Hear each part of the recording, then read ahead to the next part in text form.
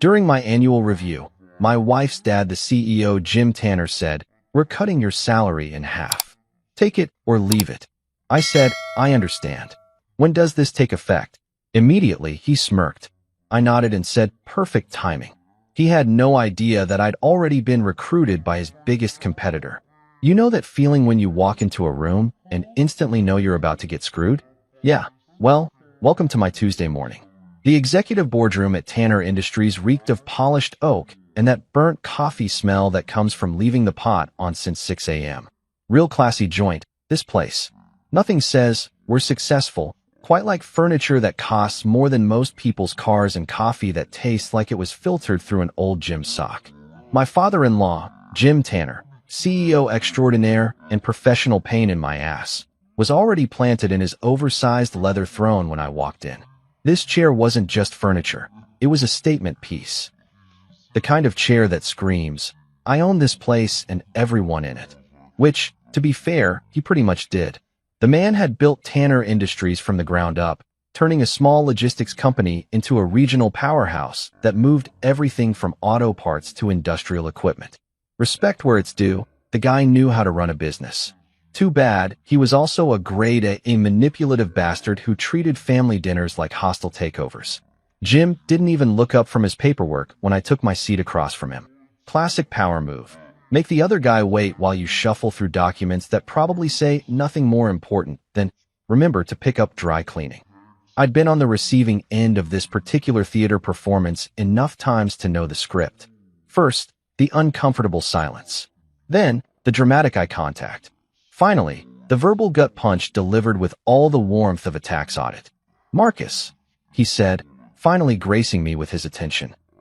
His voice had that flat, emotionless quality that rich guys perfect when they're about to ruin someone's day. "Let's get straight to business." "Oh, here we go." I leaned back in my chair, mirroring his casual posture. After 15 years of dealing with Jim Tanner's corporate theater, I'd learned to play along. "Sure thing, Jim. What's on your mind?" He didn't waste time on pleasantries. Never did. Jim was the kind of guy who probably charged his own mother for Christmas dinner. "We're cutting your salary in half, Marcus," he announced like he was discussing the weather. "Take it or leave it." And there it was. The moment I'd been half expecting for months, delivered with all the ceremony of ordering a sandwich. 15 years of loyalty, late nights, missed family dinners, weekend calls, holiday emergencies. All of it brushed aside like lint on an expensive suit. 15 years of making this company millions while he took the credit, and I took the blame when things went sideways. I kept my face neutral, a skill I'd perfected during countless family gatherings where Jim's idea of small talk involved reminding everyone how generous he was for letting me marry his daughter. "I understand," I replied, my voice steady as a surgeon's hand.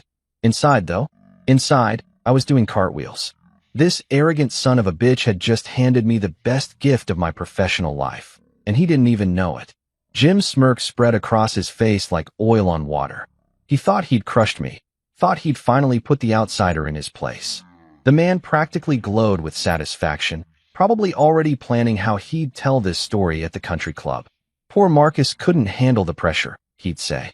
"Had to cut his salary just to keep him around." The other old boys would nod and agree that family businesses were tough, that sometimes you had to make hard choices. "It takes effect immediately," he continued, clearly savoring every word. The immediacy wasn't about cash flow or budget constraints. Tanner Industries was pulling in more money than ever. This was about power, about reminding me exactly where I stood in the family hierarchy. Spoiler alert, it wasn't at the top. I nodded once, slow and deliberate. "Perfect timing," I said. Those two words hung in the air between us like smoke from a cigarette. Jim's smirk faltered for just a second, not long enough for anyone else to notice, but I caught it.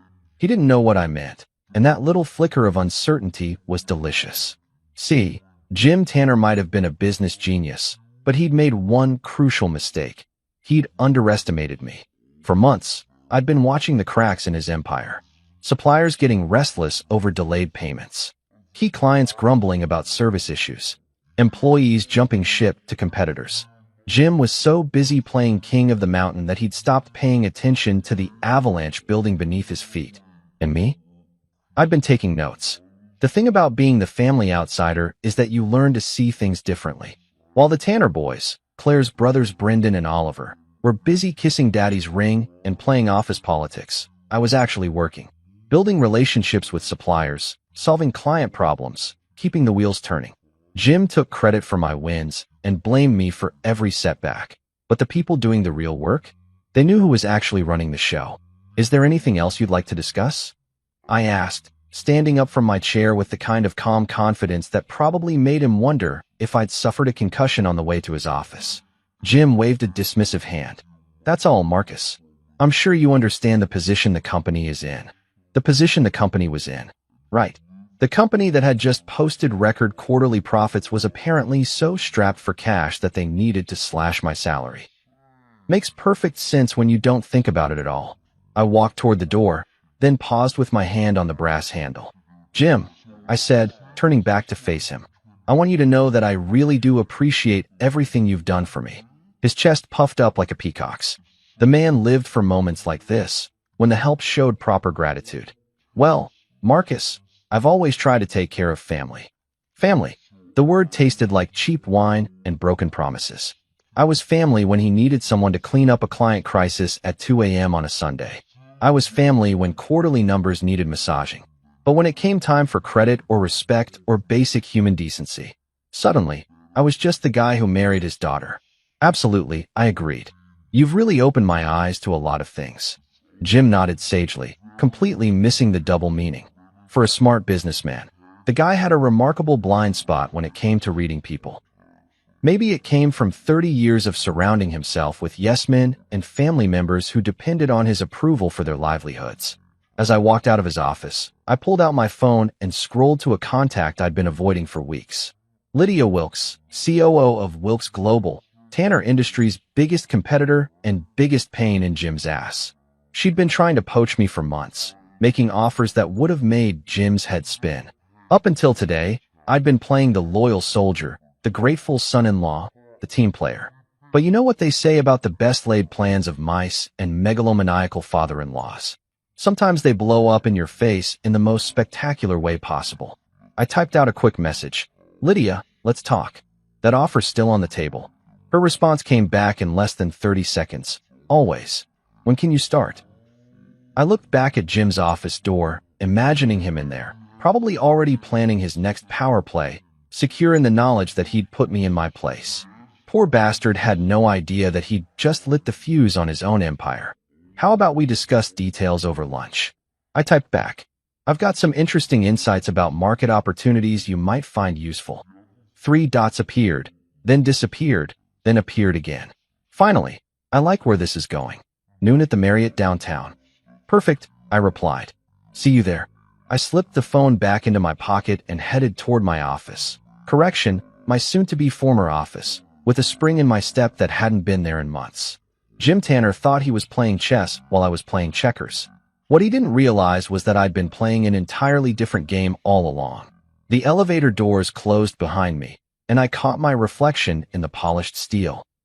For the first time in years, the guy staring back looked like someone who was about to win. Jim wanted to cut my salary in half. Fine. I was about to cut him out of the picture entirely. Game on, old man. Game on. Let me paint you a picture of my so-called perfect life before you start feeling too sorry for poor old Marcus getting his salary chopped in half. On paper. And trust me, Jim loved putting things on paper so he could frame them and hang them on his ego wall. I had it all. Executive Vice President of Operations, corner office with floor-to-ceiling windows overlooking downtown, company BMW that still had that new leather smell, and a salary that made my college buddies green with envy every time we grabbed beers. Oh, and I was married to Claire Tanner, the princess of the industrial supply kingdom. Blonde, beautiful, and born with a platinum spoon so far up her ass that she could taste the family crest. To everyone on the outside looking in, I was living the American dream with a capital D and a side of, how the hell did that guy get so lucky? Here's the thing about golden cages, though, they're still cages. And after 15 years of being the dancing monkey in Jim Tanner's three-ring circus, the gilding had worn pretty damn thin. Every single success I'd managed to pull off got twisted into some brilliant example of Jim's mentorship and guidance. Remember that Patterson Industries deal that saved our asses during the 2019 slowdown? The one where I spent 3 months schmoozing their purchasing director and basically lived in hotel conference rooms hammering out terms? Yeah, according to the company newsletter, that was all thanks to CEO Jim Tanner's strategic vision and leadership excellence. My name appeared in the fine print, if at all, usually somewhere between special thanks to the janitorial staff and don't forget to validate your parking. But every failure, every client who walked away, every supplier who got pissy about payment terms, every time a delivery truck broke down in the middle of nowhere, that was all Marcus Sullivan, folks. Front page news, complete with a detailed analysis of my learning opportunities and areas for professional growth. Jim had turned blame shifting into an art form, and I was his favorite canvas. The worst part wasn't even Jim himself. Although the man could give lessons on how to be a condescending prick to middle managers everywhere. No, the real knife in the back came from Claire's brothers, Brendan and Oliver. These two walking trust fund disasters looked at me like I was some kind of charity case who'd somehow conned his way into their exclusive club. Brendan, the older one, had all the business acumen of a decorative houseplant, but somehow held the title of Senior Vice President of Development. His idea of strategic planning involved expensive lunches and golf tournaments where he'd promise clients things that were physically impossible to deliver. Then guess who got to clean up the mess when reality came knocking? That's right, good old Marcus, the family problem solver. Oliver wasn't much better. Junior VP of Finance with a Harvard MBA that his daddy's donations had basically purchased for him. The kid could barely balance his own checkbook, but he sure could lecture me about fiscal responsibility and knowing my place in the organizational structure. Real rich coming from someone whose biggest professional achievement was not accidentally setting the office printer on fire. Family dinners were like psychological warfare disguised as pot roast and small talk. Picture this. Every Sunday at the Tanner estate, a sprawling monument to new money that looked like someone had thrown a colonial mansion and a McMansion into a blender. Jim would hold court at the head of a dining table that could have doubled as a landing strip, dispensing wisdom and passive-aggressive commentary like some kind of industrial supply godfather. Marcus, he'd say, cutting into his steak with surgical precision, you're so lucky to be part of this family. Not everyone gets opportunities like this. Lucky. That word followed me around like a bad smell. Lucky to work 70-hour weeks. Lucky to take the heat when his golden boy screwed up. Lucky to sit at the kids' table of a business I'd helped build while Brendan and Oliver got to play with the grown-ups. Claire would just sit there, sipping her wine and nodding along like one of those dashboard bobbleheads. Dad's right, honey. We're all so fortunate. Fortunate. Another favorite family buzzword. We were fortunate to have Jim's leadership. Fortunate to be part of his vision. Fortunate to shut up and do what we were told without asking inconvenient questions about things like respect or basic human decency. But the real kicker was how they talked about the business itself. According to the official Tanner family mythology, this was a dynasty built on hard work, family values, and good old-fashioned American ingenuity. The reality? Jim had inherited a decent-sized trucking company from his own father-in-law and spent 30 years leveraging other people's money and labor to turn it into something bigger. Not exactly the rags-to-riches story he loved telling at industry conferences. Behind the scenes, Tanner Industries was held together with duct tape, crossed fingers, and my personal willingness to work miracles on a regular basis. While Jim played golf with potential investors and the boys practiced their executive cosplay, I was the one actually keeping the trains running on time. Literally. We had a major rail contract that required precision timing. And guess who spent his weekends coordinating with freight schedulers? The funny thing about being treated like an outsider in your own family business is that it gives you a unique perspective on all the cracks in the foundation. While everyone else was busy playing their assigned roles in the Tanner family drama, I was watching the real show, suppliers getting nervous about payment schedules, key employees updating their LinkedIn profiles, competitors circling like sharks who'd smelled blood in the water. Jim's empire looked solid from the outside, sure. Shiny offices, fancy company vehicles, quarterly reports that made investors happy. But I could see the rot underneath. Outdated systems that hadn't been upgraded since the Clinton administration.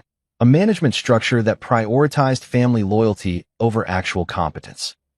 Client relationships held together by my personal reputation and about 15 years worth of favors that I'd called in to clean up other people's messes. And through it all, I played my part. Loyal son-in-law, dedicated employee, team player who never rocked the boat or asked for more than he deserved. I smiled at Jim's jokes, laughed along when Brendan told stories about his latest business school buddy's startup failure, and pretended not to notice when Oliver accidentally forgot to invite me to strategy meetings. But here's what none of them understood about Marcus Sullivan. I wasn't just some lucky bastard who'd married above his station. I was a guy who'd built his own reputation in this industry, one satisfied client and one successful project at a time. The relationships I'd developed, the trust I'd earned, the expertise I'd gained, none of that belonged to Jim Tanner or his precious family business. That was all mine. So when Jim delivered his little salary ultimatum with that smug expression he reserved for special occasions, I couldn't help but appreciate the irony. He thought he was cutting me down to size, putting me in my place, reminding me who held the real power in this relationship. What he'd actually done was hand me the perfect excuse to stop pretending I gave a damn about his approval. The man wanted to play hardball? Fine by me. I'd been warming up in the bullpen for 15 years, just waiting for my turn at bat. And Jim Tanner was about to learn the hard way that sometimes the guy you've been treating like hired help might just be the one person standing between your empire and total collapse. Perfect timing, indeed. The only question now was whether I wanted to watch his world burn slowly or just pour gasoline on the whole thing and enjoy the fireworks. Decisions. So here's the thing about timing. Sometimes the universe has a twisted sense of humor that would make a stand-up comedian jealous. 3 weeks before Jim decided to play salary limbo with my paycheck, I was sitting in my office on a perfectly ordinary Thursday afternoon, minding my own business and trying to figure out why our Springfield warehouse kept losing inventory like it was going out of style. That's when my phone rang with a number I didn't recognize. Now, in my line of work, unknown numbers usually meant one of three things: a client with a crisis that needed fixing yesterday, a supplier calling to complain about something that wasn't my fault, or some poor telemarketer who was about to get an earful about interrupting my lunch break. I almost let it go to voicemail, but something made me pick up. Call it instinct, call it boredom, call it whatever you want. Turns out it was the best decision I'd made in years. Marcus Sullivan, I answered, using my professional voice that suggested I was important enough to be busy but polite enough to take your call. Mr. Sullivan, this is Lydia Wilkes from Wilkes Global. Do you have a few minutes to talk? Holy shit. Lydia Wilkes. The Lydia Wilkes. If Jim Tanner was the king of regional industrial supply, then Lydia was the queen who'd been steadily expanding her territory and making his life miserable for the past 5 years. Wilkes Global had started as a West Coast operation but had been aggressively moving east, snatching up clients and contracts like they were Pokemon cards. Jim mentioned her name at board meetings the way normal people talked about root canals, with obvious pain and a desperate desire for the whole thing to be over. I've got time, I said, suddenly a lot more interested in this conversation than my missing inventory reports. Her voice was smooth, professional, with just a hint of that California confidence that comes from building an empire in one of the most competitive markets in the country.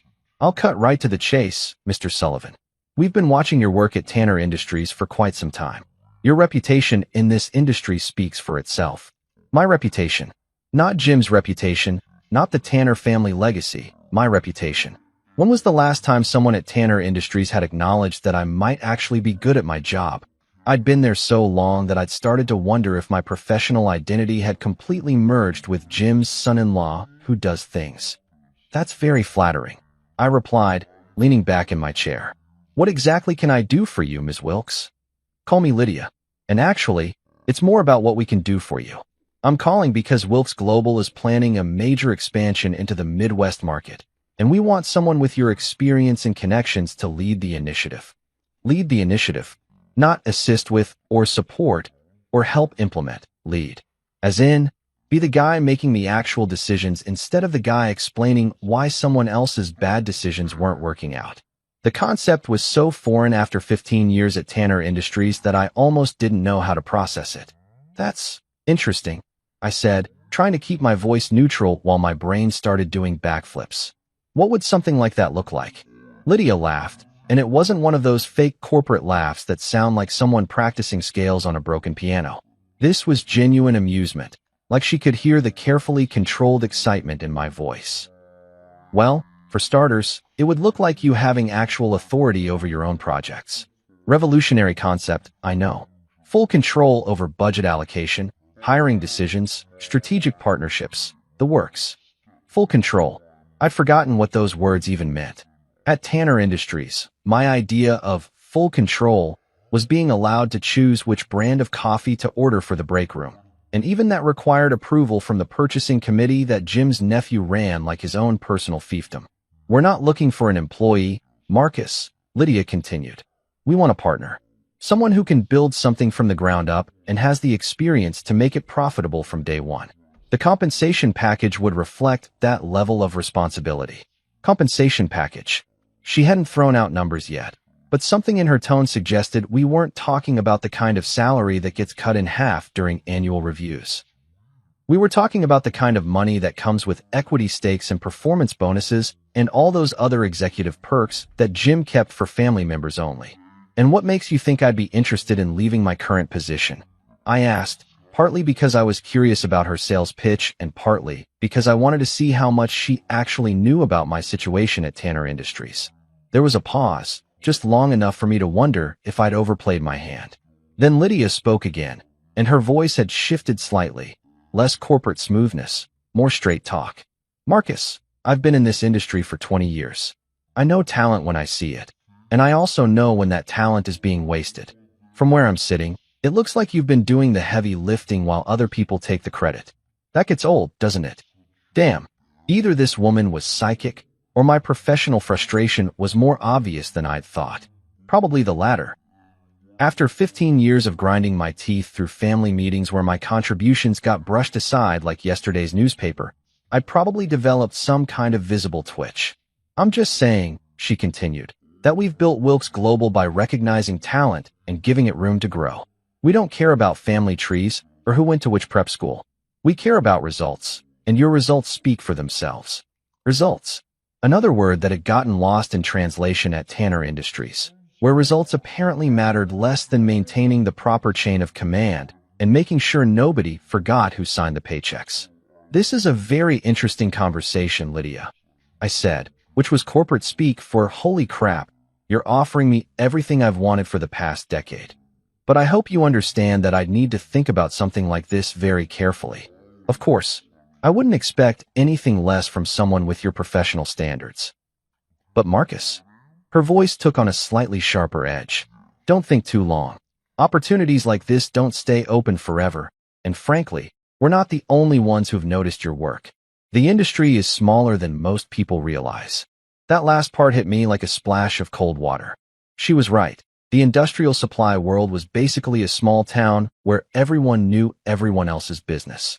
If Lydia had noticed my situation at Tanner Industries, others probably had too. And if word got around that I was having conversations with competitors, Jim would lose his mind in the most spectacular way possible. I appreciate the call, Lydia, and the confidence you're showing in my abilities. Can I ask how long I'd have to consider this? Take your time, she said, but her tone suggested that take your time had some practical limitations. I'll be honest with you. We're looking to move on this expansion within the next few months. The market conditions are perfect right now, and we don't want to miss our window. But the right person is worth waiting for, and you're the right person. The right person, not the lucky guy who'd married into the family business. Not the outsider who should be grateful for whatever scraps fell off the table. The right person for the job, based on actual qualifications and track record. Novel concept.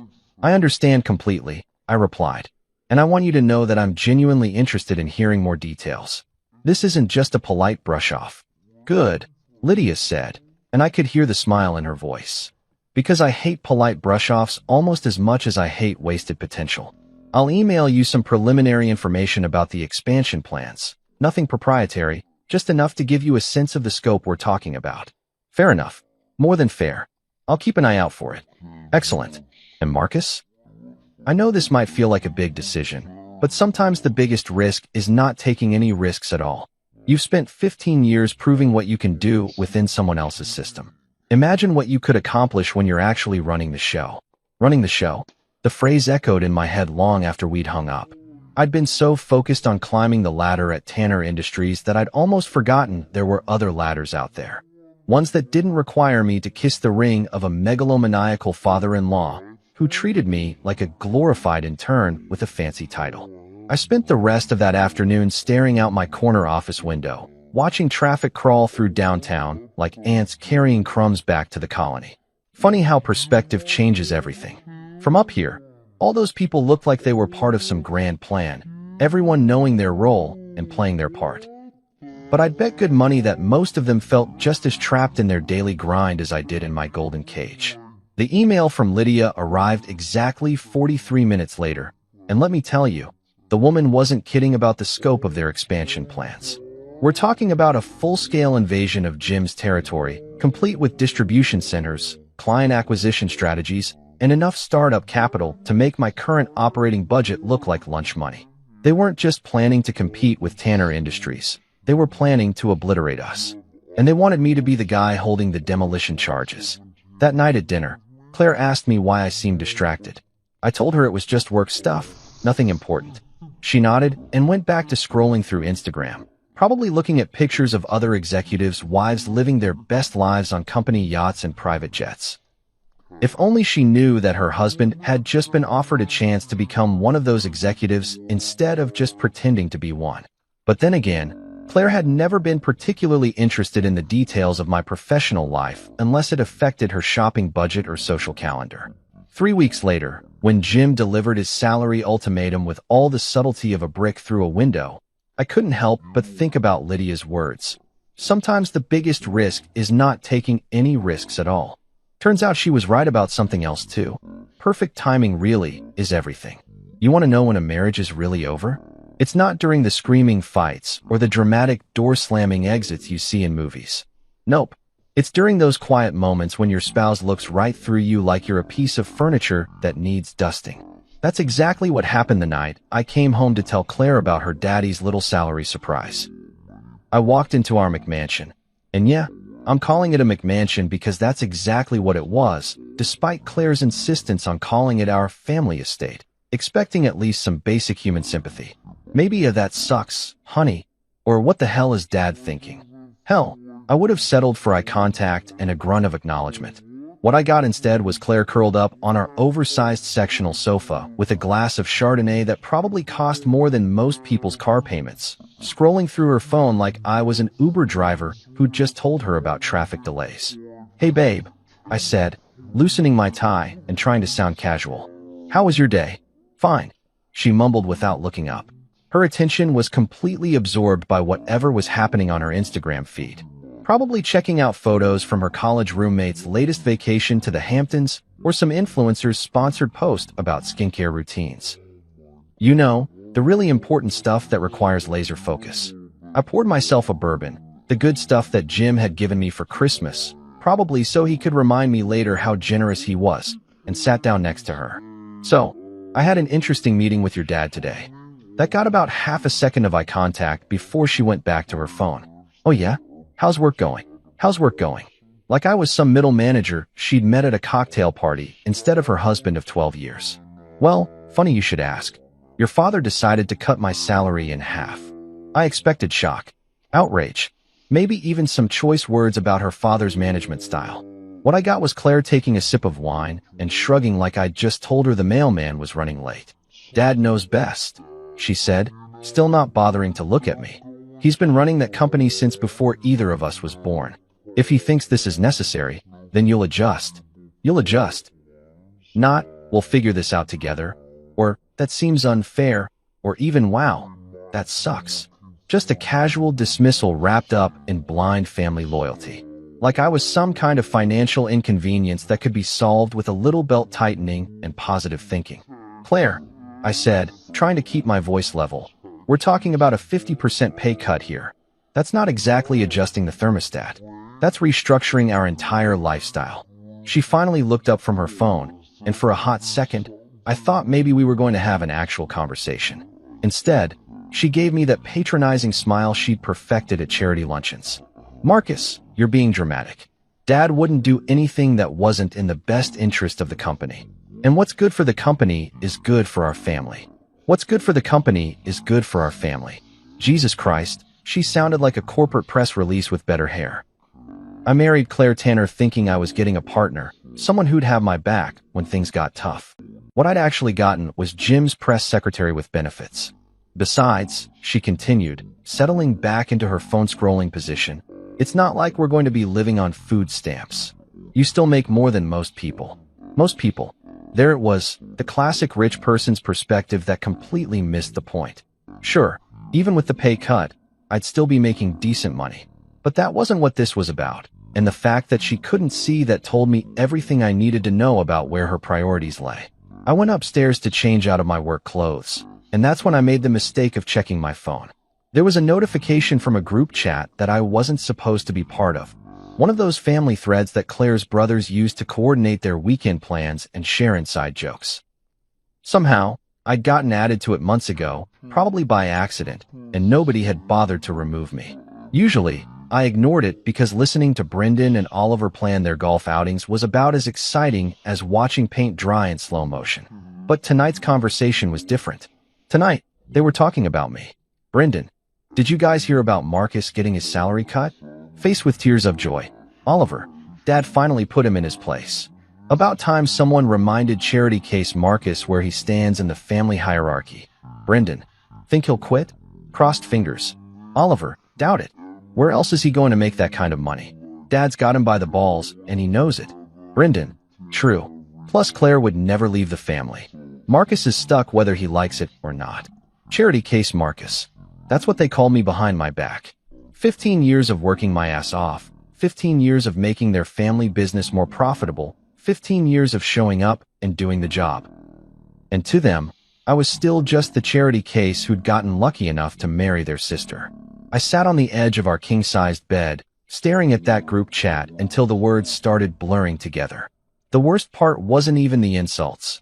I'd suspected for years that this was how they really felt about me. The worst part was the casual assumption that I was trapped, that I had nowhere else to go, that I'd just sit there and take whatever they dished out because I needed them more than they needed me.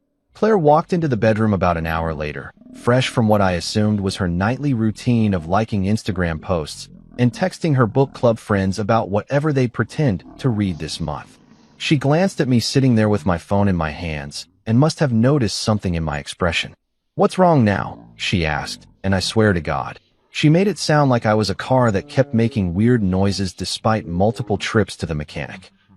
I showed her the group chat. "Your brothers have some interesting thoughts about your husband." She read it over, and for a moment, just a moment, I thought I saw something like embarrassment flash across her face. But then she handed my phone back and shrugged. "They're just blowing off steam, Marcus. You know how boys are." Boys. These weren't boys. They were grown men in their 30s who held executive positions at a major company. But in Claire's world, apparently, casual cruelty was just boys being boys, and I was supposed to laugh it off like some good-natured hazing ritual. "Claire, they call me a charity case. Your own brothers think your husband is basically a leech who married into money." She sat down at her vanity and started her nighttime skincare routine, addressing my reflection in the mirror instead of actually looking at me. "Marcus, you're being too sensitive. Family teases each other. It doesn't mean anything. Family teases each other. Right? Because nothing says loving family banter quite like calling someone a charity case and betting on whether they'll have the dignity to quit their job. Besides," she added, smoothing some kind of anti-aging cream under her eyes, "you did marry into this family. That's not exactly a secret. And Dad has been incredibly generous with you over the years. Maybe instead of getting upset about silly text messages, you should focus on showing him that you deserve his continued support." Deserve his continued support. Like I was some kind of dependent relative instead of the guy who'd been keeping his business running smoothly while his sons played office and learned important executive skills like expense account management and recreational golf. I realized something sitting there, watching my wife defend her family's casual cruelty while she applied $70 face cream that was supposed to fight the aging process. Claire had never really seen me as her partner. I was an accessory to her lifestyle, a reasonably successful husband who looked good at company parties and didn't embarrass her at charity functions. The fact that I had feelings, ambitions, or professional pride of my own was basically irrelevant to the role I was supposed to play. When I didn't respond immediately, she turned around in her chair and gave me that look. The one that suggested I was being unreasonably difficult about something perfectly obvious. Marcus, you're part of this family now. That means supporting Dad's decisions, even when they're hard to understand. He's built everything we have. Everything we have. Not everything I'd helped build or contributed to. Everything he'd built that we were lucky enough to benefit from. In Claire's mind, I was still just the guy who'd won the lottery by marrying the boss's daughter. That night, lying in bed next to a woman who'd basically told me to shut up and be grateful for the scraps, I kept thinking about Lydia's words. We don't want an employee, we want a partner. Claire never asked how I felt about the salary cut. Never wondered if maybe her father was being unreasonable. Never considered that 15 years of loyalty and hard work might deserve more respect than a casual dismissal and a reminder to know my place. But you know what? That was fine. Because while she was busy being Daddy's little girl, I was starting to remember what it felt like to be Marcus Sullivan, the guy who'd built his own reputation in this industry long before he'd ever heard the name Tanner. And that guy was about to make some very interesting decisions. You know what they say about the best revenge? It's a dish best served cold, with a side of meticulous planning and a garnish of holy shit, I can't believe that just happened. Over the next week, I became the poster child for professional composure. I showed up to work every morning with a smile, attended Jim's painfully boring board meetings without complaint, and even laughed at Brendan's terrible jokes about quarterly projections. To anyone watching, I was the model employee gracefully accepting his reduced circumstances. What they couldn't see was the spreadsheet I was building at home every night, my own personal exit strategy disguised as a simple contact list. Names, phone numbers, email addresses, contract dates, personal details about kids and spouses, and vacation plans. 15 years of relationship building doesn't just disappear because your father-in-law decides to play power games with your paycheck. Take Danny Morrison, for example, head of procurement at Morrison Logistics, one of our biggest clients. Most people saw Danny as just another suit with a purchase order, but I knew he was a divorced dad of twin girls who coached Little League on weekends and had been looking for a more reliable supplier ever since his ex-wife moved to Phoenix with the kids. We'd grab lunch every couple months, and he'd always end up talking about how Tanner Industries was solid, but sometimes slow to adapt to changing market conditions. Marcus, he'd said during our last lunch, picking at his club sandwich like he was defusing a bomb. You guys do good work, don't get me wrong. But sometimes I feel like I'm dealing with a company that's stuck in 1995. Everything takes 3 approval levels and a committee meeting just to change the color of the delivery truck. At the time, I'd made some diplomatic noises about corporate efficiency and process improvement. But now I was thinking about how Danny might react if someone offered him the same quality service with half the bureaucratic bullshit and maybe a 10% discount for switching vendors. Hypothetically speaking, of course. Then there was Sandra Chun, our operations manager who'd been with the company for 8 years and knew our delivery systems better than Jim knew his own golf handicap. Sandra was sharp, efficient, and completely wasted at Tanner Industries, where her suggestions for process improvements usually got buried under layers of, "That's not how we've always done things, and let's table this for the next quarterly review." I made it a point to grab coffee with Sandra that Wednesday, just 2 colleagues catching up on warehouse efficiency metrics and staffing schedules. Nothing suspicious about that, right? You know what's crazy, Marcus? She said, stirring sugar into her coffee with the kind of precision that made her so good at logistics coordination. I've been thinking about updating our entire inventory tracking system. We could cut delivery times by 20% and reduce overhead costs by streamlining the distribution network. But every time I bring it up, Jim wants 3 different feasibility studies and a cost-benefit analysis that takes 6 months to complete. That does sound frustrating, I replied, mentally adding Sandra's name to my growing list of people who might be interested in working for an organization that actually valued innovation over tradition. It is frustrating, she continued. Sometimes I wonder what it would be like to work somewhere that actually wanted to improve instead of just maintaining the status quo. You know what I mean? Oh, Sandra, if only you knew how much I understood exactly what you meant. By Friday, I had what you might call a comprehensive overview of Tanner Industries' most valuable assets. And I'm not talking about the warehouses or the truck fleet. I'm talking about the people who actually made things work, the clients who generated revenue, and the suppliers who kept our operations running smoothly. Funny how when you start paying attention to who really drives the business, you realize how much of it has nothing to do with family names or corner offices. My phone had been buzzing with messages from Lydia all week.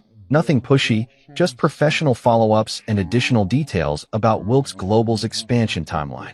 She was smart enough to know that rushing a guy making this kind of decision was a good way to spook him into staying put.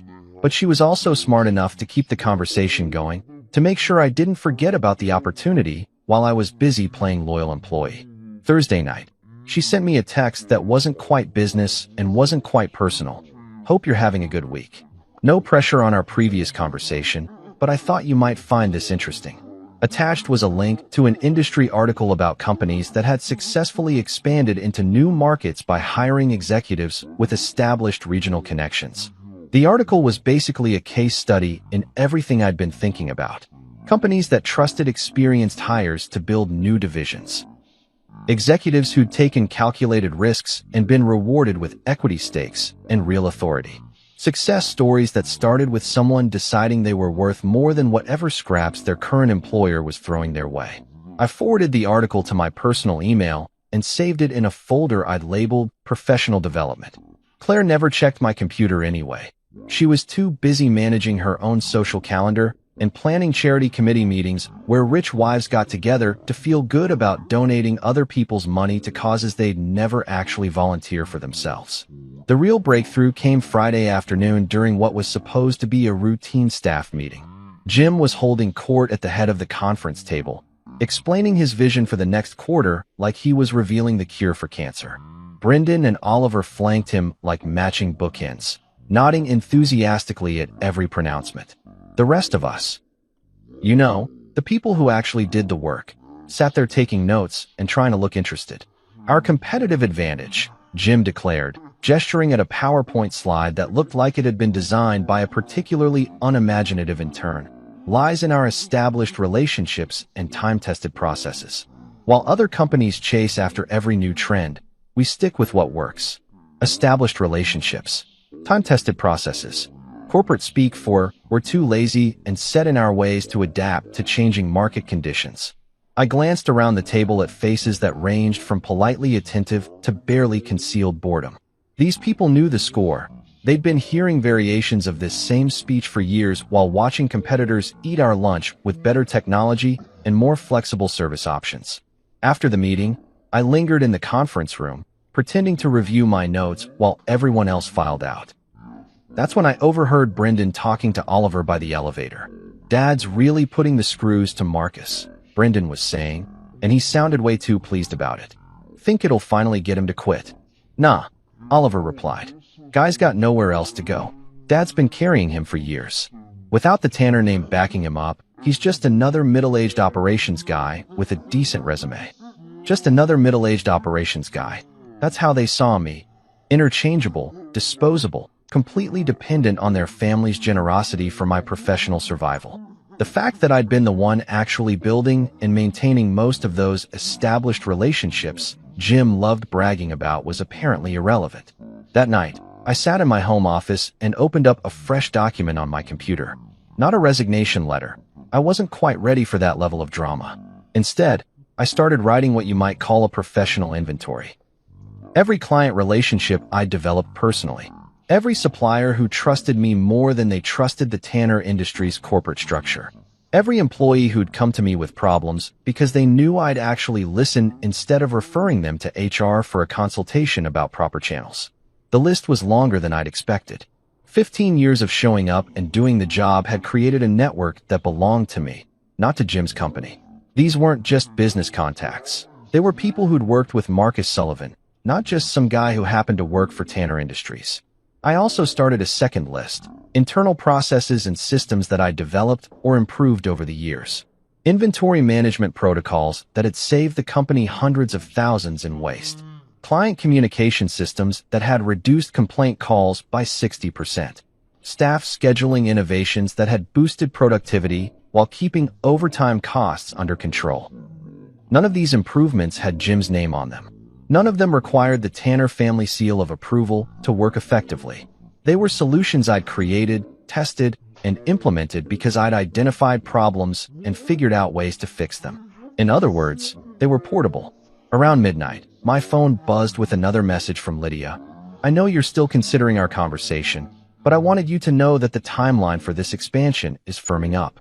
We're looking at a January launch, which means we need our leadership team in place by December. Just wanted to keep you in the loop. January launch. December deadline. That gave me about 8 weeks to make a decision that would completely reshape my professional life. 8 weeks to figure out whether I wanted to spend the next 15 years watching Jim and his sons run their company into the ground while I played the role of grateful family retainer, or whether I was ready to bet on myself for once. I typed back, "Thanks for the update. I appreciate you keeping me informed about the timeline. This is definitely something I'm taking seriously." Her response came back within minutes. "Good. Because seriously, Marcus, you're exactly what we need for this expansion. We're not just offering you a job. We're offering you a chance to build something. Build something. Not maintain something that someone else had built. Not protect something from changing market conditions. Build something new, from the ground up, with my own vision and strategy." I closed my laptop and headed back to bed, where Claire was already asleep, probably dreaming about whatever rich wives dream about.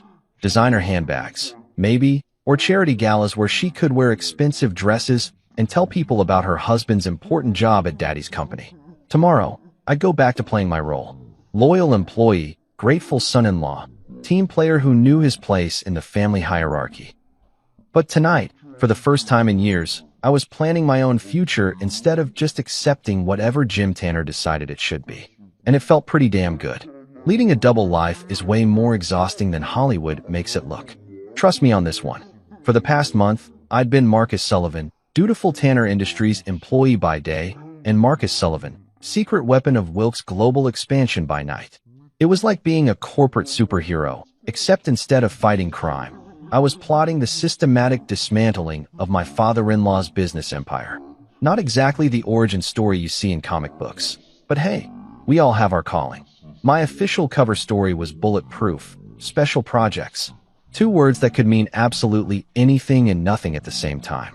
When Jim asked what I was working on, I'd throw around terms like operational efficiency analysis and long-term strategic assessment. Corporate buzzword bingo at its finest. The beautiful thing about special projects is that they're supposed to be confidential, which meant I could disappear for hours at a time without anyone asking too many questions. What I was actually doing was spending quality time at Wilk's global headquarters, a sleek glass tower downtown that made Tanner Industries offices look like a strip mall from the 1980s. Everything about the place screamed modern efficiency. Open floor plans that actually promoted collaboration instead of just looking trendy. Conference rooms with technology that had been invented sometime after the Bush administration, and a coffee machine that produced beverages you could drink without questioning your life choices. Lydia had introduced me to her brother Mason during my second visit, and let me tell you, the family resemblance was strong. Same sharp intelligence, same direct communication style, same complete lack of patience for corporate bullshit. Mason ran the financial side of Wilk's Global with the kind of precision that made Jim's shoot-from-the-hip management style look like what it was, outdated and ineffective. Marcus, Mason had said during our first real strategy session, we've been watching Tanner Industries for years, and honestly, we've been waiting for them to implode. The only thing that's kept them competitive is you. Me. Not the Tanner family legacy, not Jim's visionary leadership, not Brendan and Oliver's Harvard MBAs that their trust funds had basically purchased. Just me, doing the actual work while everyone else took credit for it. We think there's a window here, Lydia had added, spreading out market analysis reports across the conference table like she was planning a military campaign. Tanner Industries has been coasting on established relationships for years, but those relationships are starting to fray. Clients are getting frustrated with slow response times and outdated systems. Suppliers are tired of dealing with bureaucratic approval processes that take forever. She was right, and I had the inside information to prove it. Danny Morrison at Morrison Logistics had been dropping hints for months about looking for alternative suppliers. Peterson Manufacturing was getting pissy about delivery delays that Brendan kept promising to fix but never actually addressed. Even our longest-standing accounts were starting to ask pointed questions about whether Tanner Industries was still the right fit for their evolving needs. The thing is, Mason continued, we can't just waltz into their territory and expect to steal clients based on our good looks and winning personalities. We need someone who already has those relationships, someone clients trust and respect, someone who knows exactly where the weak spots are. Someone who knows exactly where the weak spots are. After 15 years of watching Jim run Tanner Industries like his personal kingdom, I could write a dissertation on weak spots. Hell, I'd been mentally cataloging them for years, filing away every inefficiency and every missed opportunity like evidence in a case I didn't know I was building. The beautiful thing about the Wilkes Global operation was how different it felt from every business meeting I'd ever attended at Tanner Industries. Instead of corporate theater and family politics, we talked about actual strategy, real numbers, realistic timelines, achievable goals that didn't require sacrificing quality or ethics to accomplish. It was like discovering that business meetings could actually be about business instead of ego management and succession planning. We're thinking aggressive but smart, Lydia explained during one particularly productive afternoon session. We don't want to just compete with Tanner Industries. We want to make them irrelevant. But we need to do it the right way, with better service, better technology, and better relationships. Better relationships. That's where I came in. See, while Jim had been busy playing corporate royalty for the past 15 years, I'd been doing something revolutionary. I'd been treating suppliers like actual human beings instead of disposable vendors. Crazy concept, I know. Like Tommy Rodriguez at Midwest Distribution, who'd been dealing with Tanner Industries for 8 years and had never once spoken directly to Jim or either of his sons. But Tommy and we'd grab lunch every couple months, and I knew about his kids' soccer team and his wife's art gallery and his plan to expand his operation into Indiana. When I mentioned that Wilkes Global was looking for reliable distribution partners in the region, Tommy's ears perked up like a golden retriever hearing a can opener. You know, Marcus, he'd said, leaning across the table at our usual diner, I've been thinking about diversifying our client base anyway. Tanner Industries is solid, but putting all our eggs in one basket makes me nervous. If Wilkes Global is looking for partners instead of just vendors, that sounds like something worth exploring. Partners instead of vendors. The difference between those two words could make or break a business relationship, and Jim had never figured that out. To him, suppliers were interchangeable resources that existed to serve Tanner Industries' needs and should be grateful for the privilege. To me, they were collaborators who could make or break our success if treated with basic respect and professionalism. Within 2 weeks, I had preliminary agreements with 3 major suppliers who were ready to jump ship the moment Wilkes Global officially entered the market. Not contracts. I wasn't stupid enough to put anything in writing while I was still technically employed by the competition. But conversations, handshake agreements, verbal commitments from people who trusted Marcus Sullivan more than they trusted the Tanner Industries corporate structure. The client side was even easier. Turns out that when you spend 15 years actually solving people's problems instead of just taking orders from the corner office, those people remember who was really taking care of them. Sarah Kim at Industrial Solutions Group had been dealing with delivery delays for months because Oliver kept promising improvements that never materialized. When I casually mentioned that I might be exploring new opportunities with a company that prioritized customer service, she practically begged for details. Marcus, you've been the only reason we've stuck with Tanner Industries this long, she'd said during what was supposed to be a routine quarterly review. If you were working somewhere else, somewhere that actually gave you the authority to fix problems instead of just apologizing for them, we'd follow you in a heartbeat. We'd follow you in a heartbeat. Music to my ears. 15 years of being treated like an interchangeable cog in Jim's machine. And it turned out that the clients saw me as the face of the company's competence.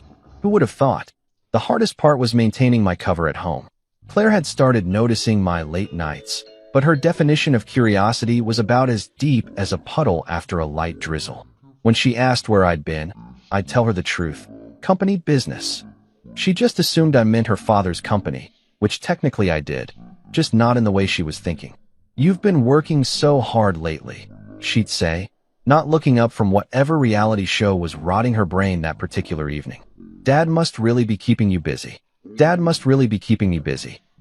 If only she knew that her precious daddy was about to find out exactly how busy I'd been, just not on his behalf. But Claire lived in a world where Daddy always knew best and Marcus always did what he was told. So the possibility that I might be planning my own future instead of just accepting whatever Jim decided it should be probably never crossed her mind. The funniest part was watching Jim's reaction to my sudden compliance. For weeks, I'd been the model employee, showing up early, staying late, attending every meeting I was invited to, laughing at his jokes, and nodding along with his strategic vision like it was handed down from Mount Sinai. He was so pleased with himself for putting me in my place that he actually started treating me better, like a pet that had finally learned to heel. "You see, Marcus," he'd said after one particularly productive board meeting where I'd presented quarterly numbers without a single complaint about budget cuts or resource limitations. "This is what happens when everyone knows their role and focuses on doing their best work. Maybe this salary adjustment was exactly what you needed to reach your full potential." My full potential? Right. If Jim only knew that my full potential involved dismantling his business model piece by piece while he patted himself on the back for being such an effective leader. Thursday afternoon, my phone buzzed with a text from Lydia. "How are you feeling about January?" "Still on track." I typed back. "More than ready. Everything's falling into place." And it was. Suppliers lined up, clients ready to follow, employees who'd jump at the chance to work for a company that actually valued their contributions. Jim Tanner thought he'd broken me with his little power play, thought he'd reminded me who was really in charge. What he'd actually done was give me the motivation to show him what real leadership looked like. The Midwest Industrial Supply Conference happens every November in Chicago, and it's basically the Super Bowl for guys like us who get excited about logistics optimization and supply chain management. 3 days of seminars, networking events, and vendor showcases where everyone pretends to care about innovative solutions while really just trying to figure out who's sleeping with whom and which companies are about to go belly up. This year's theme was adapting to tomorrow's challenges, which was corporate speak for how do we make more money while spending less on everything. Jim had been looking forward to this conference for months, partly because he loved playing big shot in front of his industry peers, and partly because Tanner Industries was one of the keynote sponsors. Nothing strokes a CEO's ego quite like having your company logo plastered all over convention center banners while you deliver profound insights about market leadership to a captive audience of potential clients and competitors. I'd attended this same conference for the past 8 years, usually as Jim's wingman, the loyal lieutenant who'd smile and nod while he took credit for operational improvements I'd actually implemented. This year was going to be different, though. This year, I was attending as myself, Marcus Sullivan, soon-to-be Director of Strategic Expansion for Wilkes Global, though Jim didn't know that part yet. The plan was elegant in its simplicity. Lydia and Mason had secured a last-minute sponsor slot after another company pulled out due to budget constraints. Wilkes Global would be announcing their Midwest expansion during the second day's keynote session, right after Jim finished his presentation about maintaining market leadership through traditional values. The timing wasn't accidental. Lydia had a flair for dramatic irony that I was really starting to appreciate. Wednesday morning, I sat in the audience watching Jim strut onto the stage like a peacock who'd just discovered mirrors. He was wearing his best power suit, the one that probably cost more than most people's monthly rent. And he had that confident swagger that comes from years of being told you're a business genius by people who depend on your approval for their paychecks. "Ladies and gentlemen," Jim began, his voice booming through the conference center's sound system, "I want to talk to you today about what it really means to build a lasting business in this industry." Oh, this was going to be good. I settled back in my seat, pulled out my phone, and started recording. Not for any malicious purpose, you understand, just for posterity. Sometimes you want to remember the exact moment when someone's hubris reaches peak altitude right before it comes crashing down to earth. Jim launched into his usual spiel about family values, time-tested principles, and the importance of staying true to your roots while lesser companies chased after flash-in-the-pan trends. He talked about Tanner Industries like it was some kind of industrial supply monastery where ancient wisdom was preserved and passed down through generations of enlightened leadership. "We don't follow market fads," he declared, clicking through slides that showed the company's steady growth over the past decade. "We set the standard that others try to follow." While our competitors are busy reinventing themselves every few years, we focus on what really matters: consistent service, reliable partnerships, and the kind of personal relationships that can't be replicated by corporate algorithms. Consistent service, reliable partnerships, personal relationships.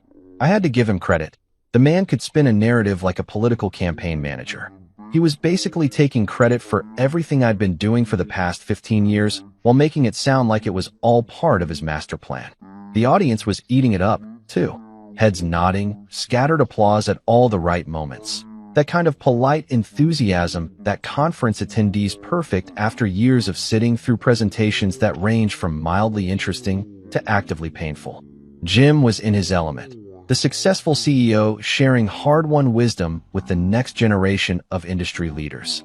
In conclusion, he said, building toward what I knew would be his trademark closing line: "Success in this business isn't about chasing every new opportunity that comes along. It's about building something solid, something lasting, something that will still be here when all the flash and glamour fades away." Tanner Industries has been that kind of company for 30 years and will be that kind of company for 30 more. The applause was enthusiastic, the kind of response that makes conference organizers happy and keynote speakers feel like they've just delivered the Gettysburg Address. Jim soaked it up like a sponge, probably already planning how he'd describe this triumph to Claire over dinner. "The whole industry was hanging on my every word," he'd say. Standing ovation when I finished. Then the conference moderator stepped up to the microphone. "Thank you, Mr. Tanner, for those inspiring words about traditional business values. And now, we're pleased to welcome Lydia Wilkes, Chief Operating Officer of Wilkes Global, who'll be sharing some exciting news about expansion and innovation in our industry." I watched Jim's face change as Lydia walked onto the stage. The confident smile faltered just slightly. Not enough for most people to notice, but I've been studying his expressions for 15 years. He knew Wilkes Global was his biggest competition, but he'd assumed they'd stay safely contained on the West Coast where they belonged. The fact that Lydia was here, at his conference, giving a presentation to his audience, was like finding out your ex-girlfriend was dating your boss. Lydia looked incredible up there, all confidence and professional authority in a charcoal business suit that probably cost more than Jim's, but somehow managed to look effortless instead of showy. She had that California executive energy, polished but not pretentious, successful without being arrogant about it. "Thank you all for being here today," she began, her voice carrying easily through the conference center. "I want to talk to you about something that's been on my mind lately: the difference between maintaining the status quo and actually leading industry change." Maintaining the status quo. I almost laughed out loud. She was basically taking everything Jim had just said about traditional values and stability and turning it into an argument for why those things were actually weaknesses in a changing market. Brilliant. At Wilkes Global, we believe that respecting the past doesn't mean being afraid of the future, Lydia continued. Which is why I'm excited to announce our expansion into the Midwest market, bringing innovative solutions and fresh perspectives to a region that's been underserved by companies stuck in yesterday's business models. I could practically feel the tension in the room ratcheting up a notch. This wasn't just a presentation anymore. This was a declaration of war, delivered with PowerPoint slides and a smile that could cut glass. Jim was sitting 3 rows ahead of me, and I could see his shoulders getting rigid as Lydia laid out Wilkes Global's expansion plans with the kind of detail that suggested they'd been working on this for months. Now, successful expansion isn't just about having a good business plan, Lydia said, advancing to her next slide. It's about having the right leadership team, people who understand the market, who have established relationships, and who share our vision for what this industry could become with the right kind of innovative thinking. This was it. My cue. I felt my heart rate spike as Lydia's eyes found mine in the audience. Which is why I'm thrilled to introduce you to our new Director of Strategic Expansion, someone many of you already know and respect for his contributions to this industry over the past 15 years. The room went dead silent as she gestured toward me. Please join me in welcoming Marcus Sullivan to the Wilkes Global team. I stood up, and I swear to God, you could have heard a pin drop in that conference center. 500 industry professionals, including every major player in the regional market, watching as I walked down the aisle toward the stage like I was heading to my own wedding. Except this time, I was marrying a company that actually wanted me instead of just tolerating my presence. The walk to the stage felt like it took forever and no time at all. I could see faces in the audience, surprise, confusion, some knowing smiles from people who'd apparently seen this coming. Danny Morrison looked like someone had just told him Christmas was being moved to July. Sandra Chun from my old department was grinning like she'd just won the lottery. And Jim looked like someone had just told him his house was on fire and his insurance had expired yesterday. I shook Lydia's hand on stage, the cameras flashing like we were signing a peace treaty instead of launching what amounted to a business war.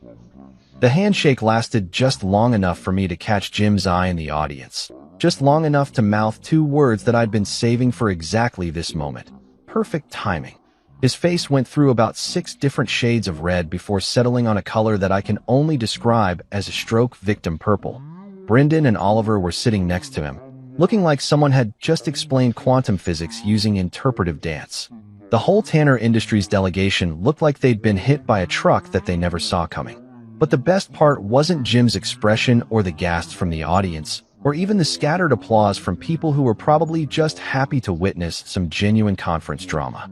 The best part was the feeling of finally being introduced as myself instead of as someone's son-in-law or employee or lucky bastard who'd married above his station. Marcus brings 15 years of operational excellence and industry relationships to our expansion team, Lydia announced to the crowd. His track record speaks for itself, and we're confident that his leadership will make our Midwest operations a success from day one. His leadership, his track record, his success.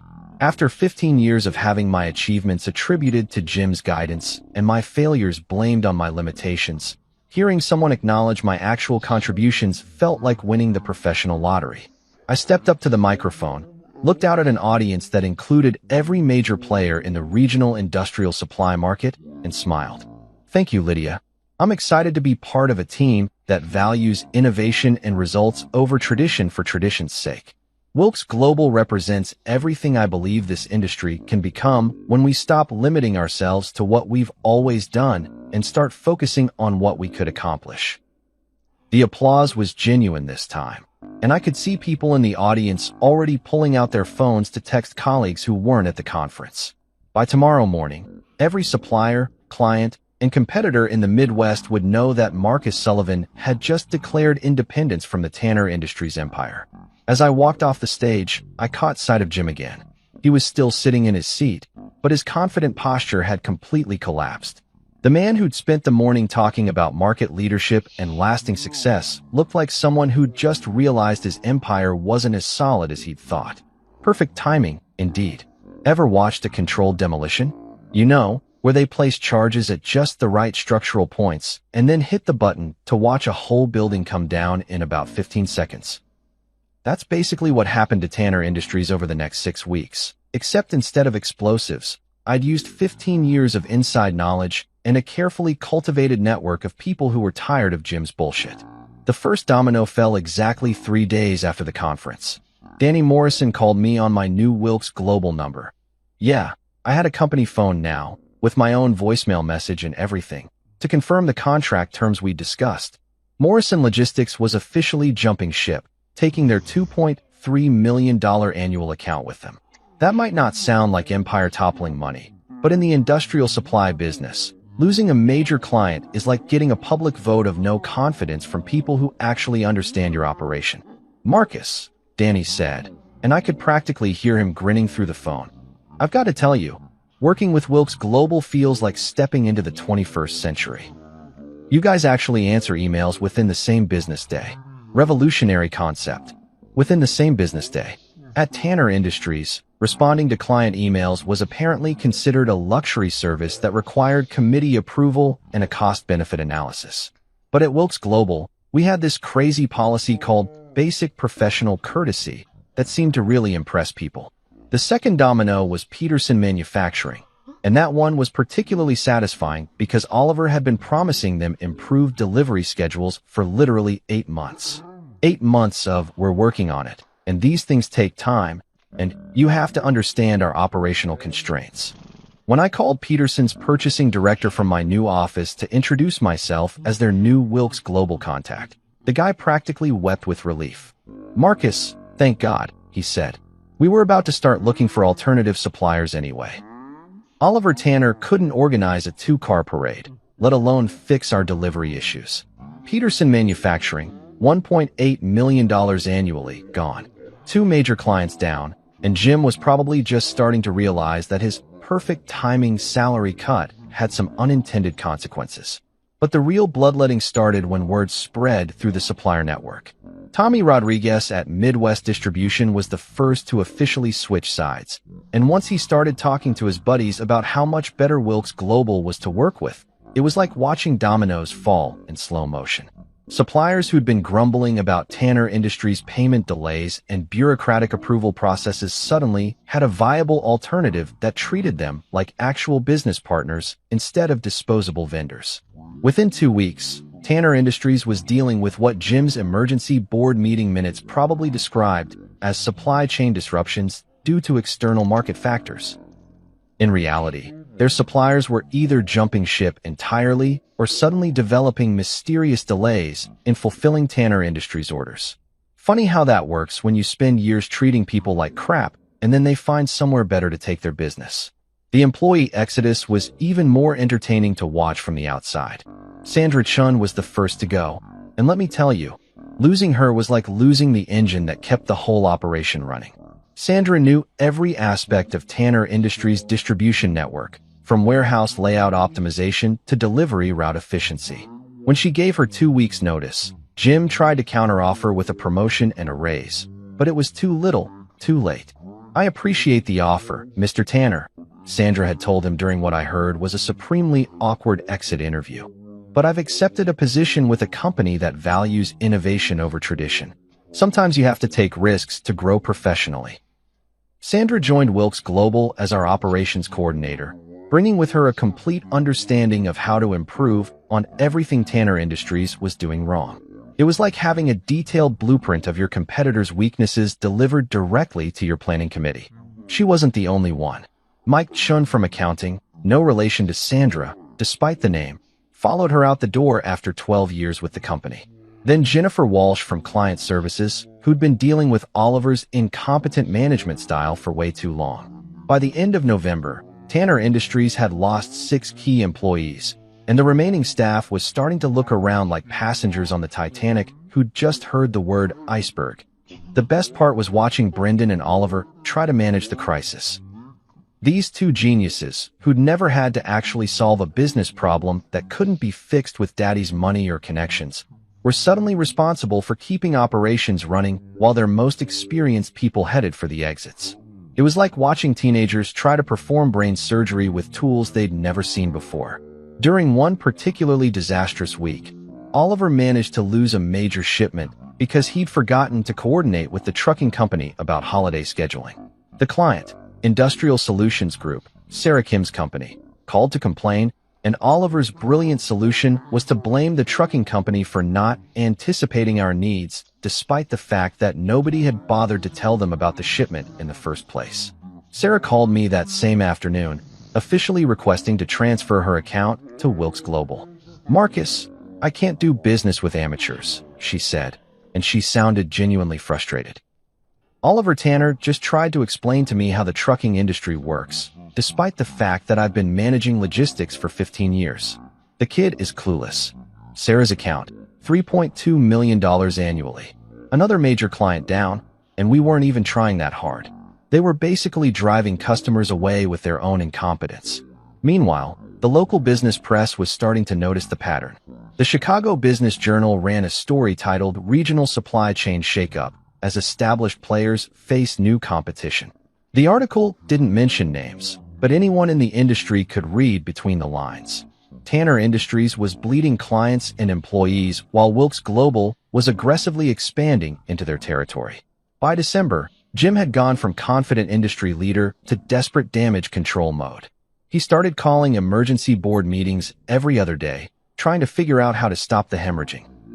The company's credit rating got downgraded after suppliers started demanding faster payment terms, which created a cash flow problem that made it even harder to compete on pricing. Claire finally noticed something was wrong when Jim started showing up at our house for family dinners, that were really strategy sessions disguised as pot roast and small talk. She'd sit there looking concerned while her father ranted about disloyal employees and predatory competitors who were trying to destroy everything he'd built. "I don't understand what's happening," she said to me one night after Jim had left following a particularly intense discussion about market pressures and competitive threats. "Dad's company has always been so stable. Why is everything falling apart now?" "Everything falling apart now." Sweet, naive Claire, who'd lived her entire life believing that Daddy's success was some kind of natural law that couldn't be challenged by mere mortals with better ideas and superior execution. The possibility that her father's empire might have some structural weaknesses had apparently never crossed her mind. "Market conditions change," I told her, which was technically true. "Sometimes companies that don't adapt get left behind." "But you work there," she said, like she was just remembering that her husband was employed by the company that was currently circling the drain. "Shouldn't you be helping Dad figure out how to fix this?" "Shouldn't I be helping Dad fix this?" "Right." Because clearly, my job as the loyal son-in-law was to sacrifice my own professional future to prop up Jim's ego and incompetent management style. The fact that I might have my own career goals and ambitions was apparently beside the point. "Claire," I said, choosing my words carefully, "your father made his position very clear when he cut my salary and excluded me from strategic planning meetings. He doesn't want my help. He wants my compliance." She stared at me like I'd just suggested we sell the house and join the circus. "Marcus, you're being ridiculous. Dad values your input. He's just under a lot of pressure right now." "Values my input?"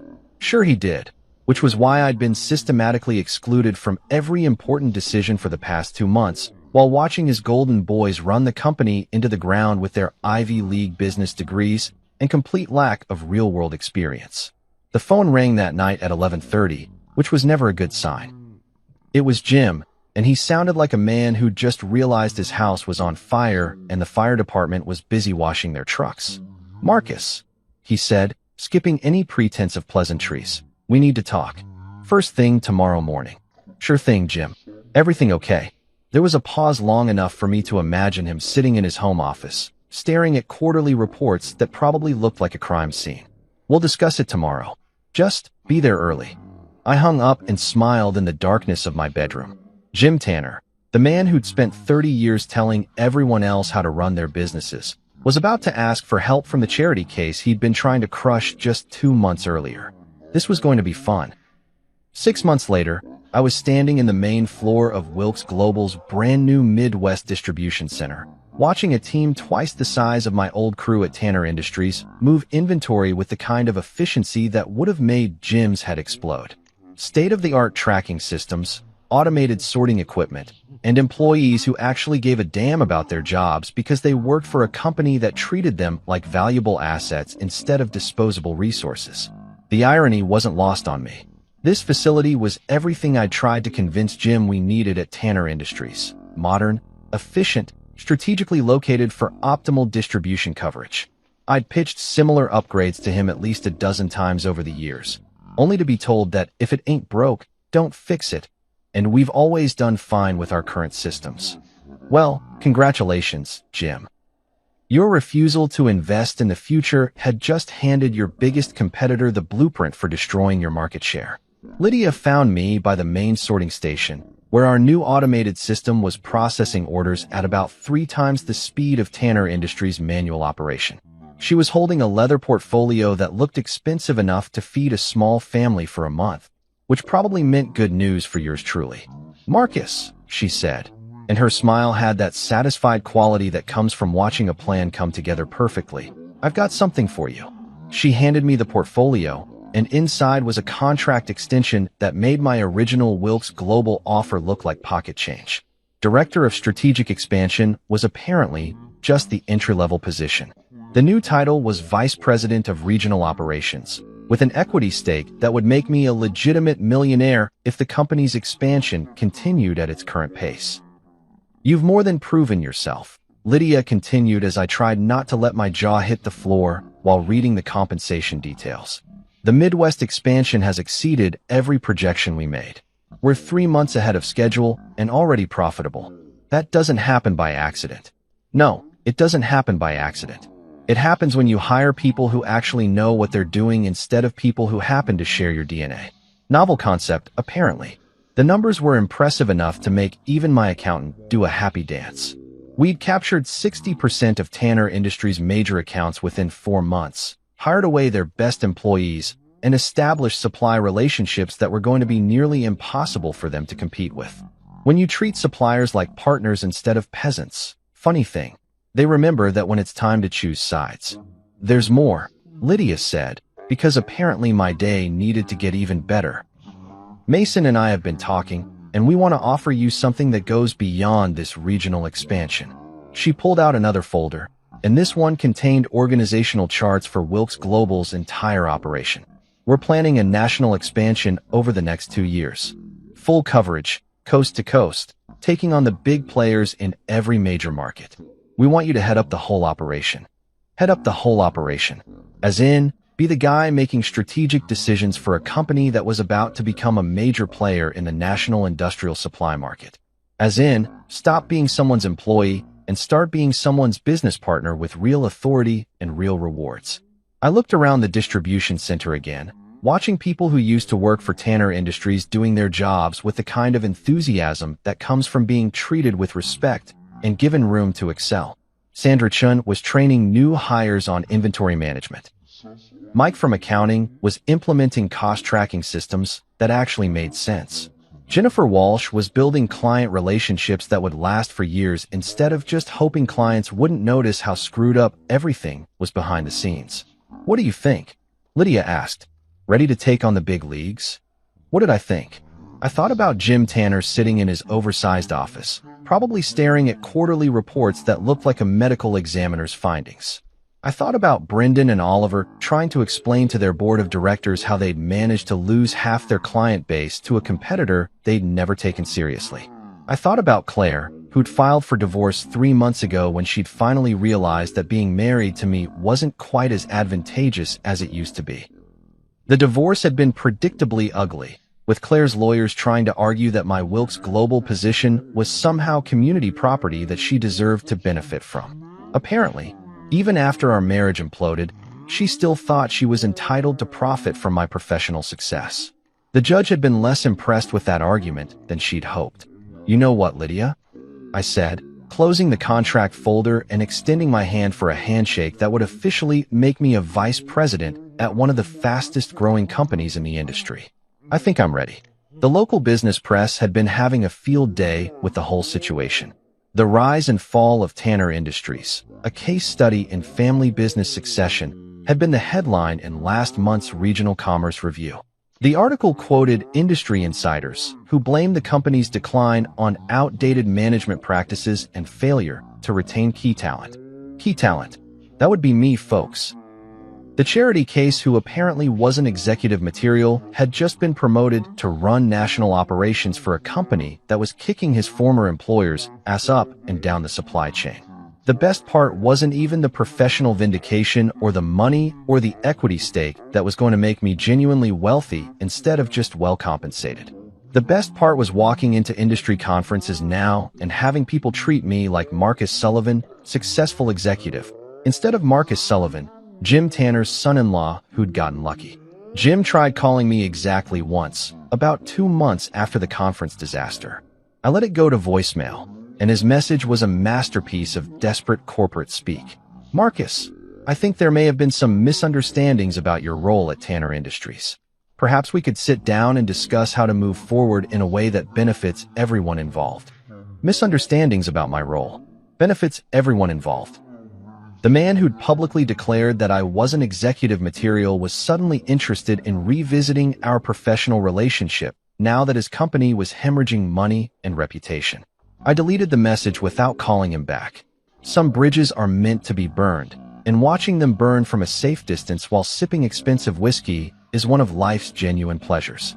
Trade journals started calling me the man who dethroned Tanner, which was probably giving me more credit than I deserved, but sounded pretty badass on business cards. The truth was simpler. I just stopped accepting a situation that was beneath my worth and started working for people who recognized what I brought to the table. 6 months ago, I was the grateful son-in-law who should have been thankful for whatever scraps Jim decided to throw my way.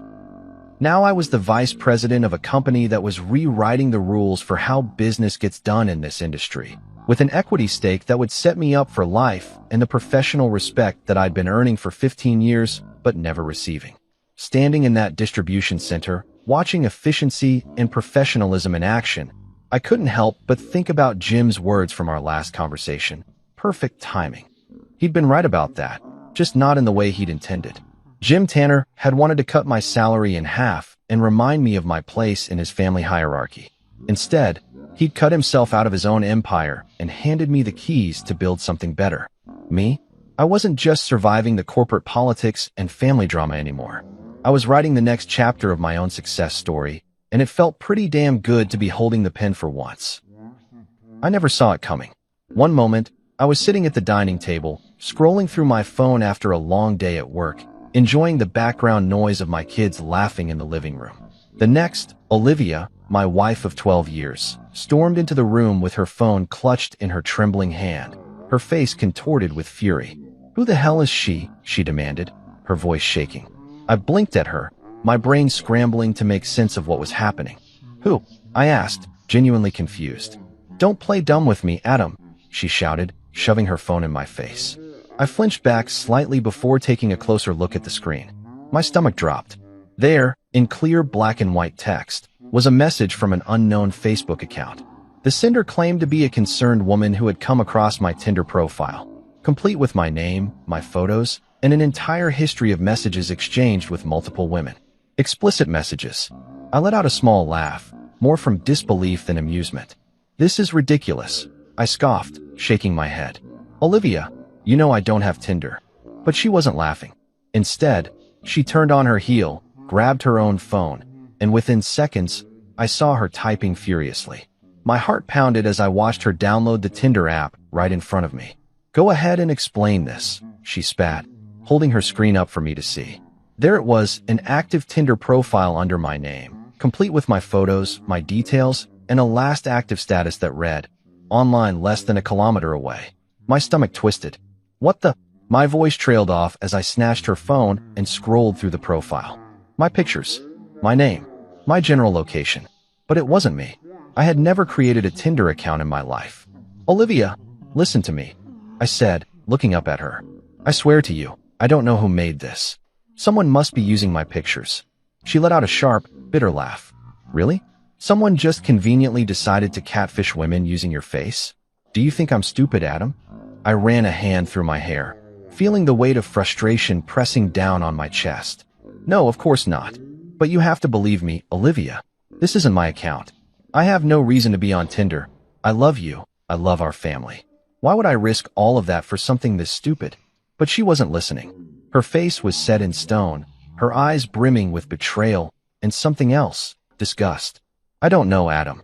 Why don't you tell me?" she snapped, turning the phone back toward herself. "Because according to this, you've been very busy." She scrolled through messages I had never sent. Messages filled with flirtation, crude jokes, and worst of all, pictures of me. It felt like my world was tilting off its axis. "Olivia, this isn't me," I repeated, my voice thick with desperation. "Someone is pretending to be me. This is a setup. Please, you have to believe me." She exhaled sharply, shaking her head. "I want to believe you, Adam. But tell me, how did these pictures end up on this account? Pictures I took of you on our anniversary? The same ones you have saved on your laptop?" My breath caught in my throat. My laptop. The realization hit me like a freight train, knocking the air from my lungs. The only time I ever uploaded personal pictures to any device was through my old laptop, the one that had been sitting in our house for months before I got a new one. The one I had loaned to our neighbor, Rick, when he told me his had crashed and he needed something for work. Rick. My mouth went dry. But before I could say a word, Olivia let out a bitter, hollow laugh. "You're silent now, huh?" "Nothing to say," she said, shaking her head. "I gave you a chance to tell me the truth, Adam. I wanted to hear you say it. But now I see I was just wasting my time." My pulse roared in my ears as I watched her expression darken. She didn't believe me. After everything we had been through, after years of love, after 3 kids and a home we built together, she thought I was cheating on her. Olivia, please, I whispered, stepping toward her, but she recoiled like I was a stranger. Don't, she hissed, her eyes wet with unshed tears.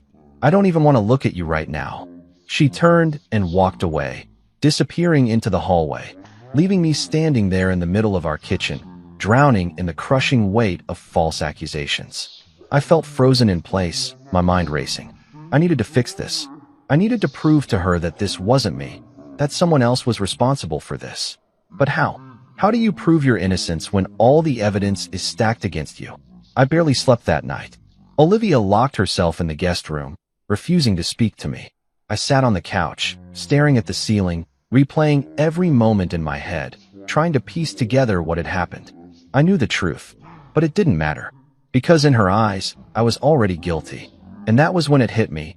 The beginning of the end wasn't when she showed me the messages. It was the moment she chose to believe a stranger over me. And I didn't know if I'd ever be able to forgive her for that. I barely had time to process what had happened before Olivia made her next move. She didn't just accuse me. She made sure the entire world knew about it. I sat at the edge of the couch, my fingers clenched into fists, my head pounding. I had spent the entire night in the living room, replaying the events over and over, trying to make sense of it all. How had this happened? How had my life, my marriage, turned into this nightmare in a matter of hours? I had tried speaking to Olivia again that morning, but she ignored me. She walked past me like I didn't exist, like I was already some stranger who had wronged her beyond repair. She had barely looked at me when she left the house, her car pulling out of the driveway at full speed. I didn't know where she was going, but a part of me already suspected. She was going to tell her family, and I was right. By evening, my phone started blowing up. First, it was a text from her sister. I can't believe you would do this to Olivia. To your kids. You make me sick. Then came another, this time from her mother. I don't even have the words for what you've done. I just hope it was worth it. And then, the worst one of all, her brother, Marcus. No text, no call, just an ominous notification. I'm coming over. I barely had time to stand up before the sound of a car screeching into my driveway made my blood run cold. A door slammed shut. Heavy footsteps stormed toward the front porch. I knew what was coming. The second I opened the door, I barely had time to get a word out before his fist connected with my jaw. The force sent me stumbling back, my vision flashing white for a second before the pain followed. A deep, burning ache spreading through my cheek and down my neck. What the hell, Marcus? I shouted, clutching my face. You piece of shit, he spat, shoving me hard against the wall. You think you can humiliate my sister and get away with it? You think you can sleep around and still walk into this house like nothing happened? I didn't cheat, I roared, shoving him back with all the force I had. I don't know who made that Tinder account, but it wasn't me. Marcus scoffed, his fists clenching at his sides. His eyes burned with pure rage, like he had already decided that no matter what I said, I was guilty. You expect me to believe that? After everything Olivia showed me. He shook his head, his voice laced with disgust. You don't deserve her. You don't deserve this family. Before I could respond, my father-in-law stepped into the house. I hadn't even realized he was outside. He walked in slowly, his face unreadable, but there was no warmth in his expression, just disappointment. Pack your things, he said quietly. I frowned. Excuse me. You heard me. His voice was cold, emotionless. The kids don't need to see this. Olivia doesn't need to see this. Leave. I blinked at him, stunned. This was my home. The place I had built with Olivia. The place where we had raised our kids, shared years of memories. And yet, here I was, being kicked out like some criminal. For my own safety, I let out a bitter laugh, looking between the two men who were supposed to be my family. This is my house. My name is on the mortgage. I have just as much right to be here as Olivia. Not tonight, you don't, my father-in-law said, his gaze hard. If you don't leave now, the next time you hear a knock at the door, it'll be the police. I stared at him in disbelief. You called the police on me? Marcus smirked. Let's just say, if you don't walk out of here on your own, they'll make sure you do. A lump formed in my throat as I realized the full weight of what was happening. I had already lost. It didn't matter that I was innocent. It didn't matter that there was no proof, no actual evidence that I had cheated. The accusation alone was enough to destroy me. I let out a slow breath, forcing myself to stay calm. Fine. If they wanted me out, I would go. But I wasn't leaving without a fight. Without a word, I walked past them, heading upstairs to pack a small bag. As I entered the bedroom, the room Olivia and I had shared for 12 years, I felt something break inside me. How had we ended up here? Just days ago, we were laughing, making dinner together, playing with the kids. And now, she had turned against me so easily. By the time I came back downstairs, a police car was already parked outside. The officer at the door gave me a neutral glance. "Sir, we were called about a potential domestic dispute. We're just here to ensure everything stays peaceful." I clenched my jaw, gripping my duffel bag tighter. "There's no dispute," I muttered. "I'm leaving." "Smart choice," Marcus sneered. I ignored him and stepped outside. The cold air hit me like a slap in the face. The neighborhood was quiet, except for the occasional flicker of curtains from the surrounding houses. They were watching. I was being humiliated in front of my own neighbors. I walked to my car, my legs feeling like lead. As I opened the door, I took one last glance at my house, the home I had worked so hard for, the home I was now being forced out of. Olivia stood at the window. She didn't look angry anymore. She looked broken. For a second, I thought she might come outside, that she might stop me, that she might say anything to make this right. But she didn't. She just stood there, watching, as I got into my car and drove away. And that was the moment I knew. I wasn't just leaving my house. I was leaving my entire life behind. The hotel room was suffocating. I sat on the edge of the stiff mattress, my duffel bag lying open beside me, half packed with whatever clothes I could shove into it before I left the house. My head throbbed from the punch Marcus had thrown at me, and my jaw still ached every time I moved it. But that pain was nothing compared to what was twisting inside me. I had lost my home. I had lost my wife. And worst of all, I could feel myself losing my children. I checked my phone again. No messages. Not from Olivia. Not from my kids. It had been 3 days since I was forced out of my own house. And in those 3 days, the story had spread like wildfire. Olivia had wasted no time in making sure everyone knew what kind of monster she thought I was. At first, it started with close family, her parents, her siblings. Then, it spread to mutual friends. And then, somehow, it made its way into my workplace. That morning, when I walked into the office, the whispers followed me like a shadow. I didn't need to hear their words to know what they were saying. I heard he cheated on Olivia. She caught him on Tinder, disgusting. Can you believe it? 12 years of marriage, and he throws it all away. I sat at my desk, my hands clenched into fists as I tried to ignore the murmurs around me. But the worst came when my boss, the man I had worked under for nearly a decade, pulled me aside. "I don't know what's going on in your personal life," he said, rubbing the bridge of his nose. "But we can't have this kind of scandal affecting the company. Clients talk, Adam. Your reputation is tied to this firm, and right now, it's not looking good." I stared at him, the weight of his words pressing against my chest. "You're punishing me for something I didn't even do," I said, my voice tight. He sighed, shaking his head. "I'm not firing you. But if you can't fix this mess, you're going to lose more than just your marriage. You're going to lose your career, too." That was when I realized how deep the damage went. This wasn't just about Olivia believing I had cheated. This was about the way one accusation, a false accusation, could destroy everything I had built. And the worst part? She wasn't done. That evening, when I tried calling to speak to the kids, Olivia didn't answer. I tried again, and again, and again.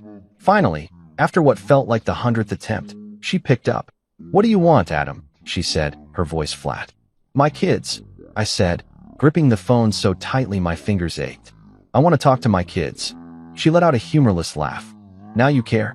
I closed my eyes, forcing myself to stay calm. "Olivia, don't do this. I am still their father. You know I would never do anything to hurt them." She was silent for a moment, and for the briefest second, I thought she might actually listen. But then she spoke. "You're not seeing them this weekend." My stomach dropped. "What?" "I don't think it's a good idea," she continued, her voice sharp. "I don't want them around you right now. They're confused, Adam. They don't understand why their father," she paused, her voice dripping with venom, "betrayed their mother." I sucked in a breath. "Olivia, you can't do this. Legally, you can't keep them from me." "I can, actually," she cut in. "And unless you want to drag this through the courts, I suggest you back off." The line went dead.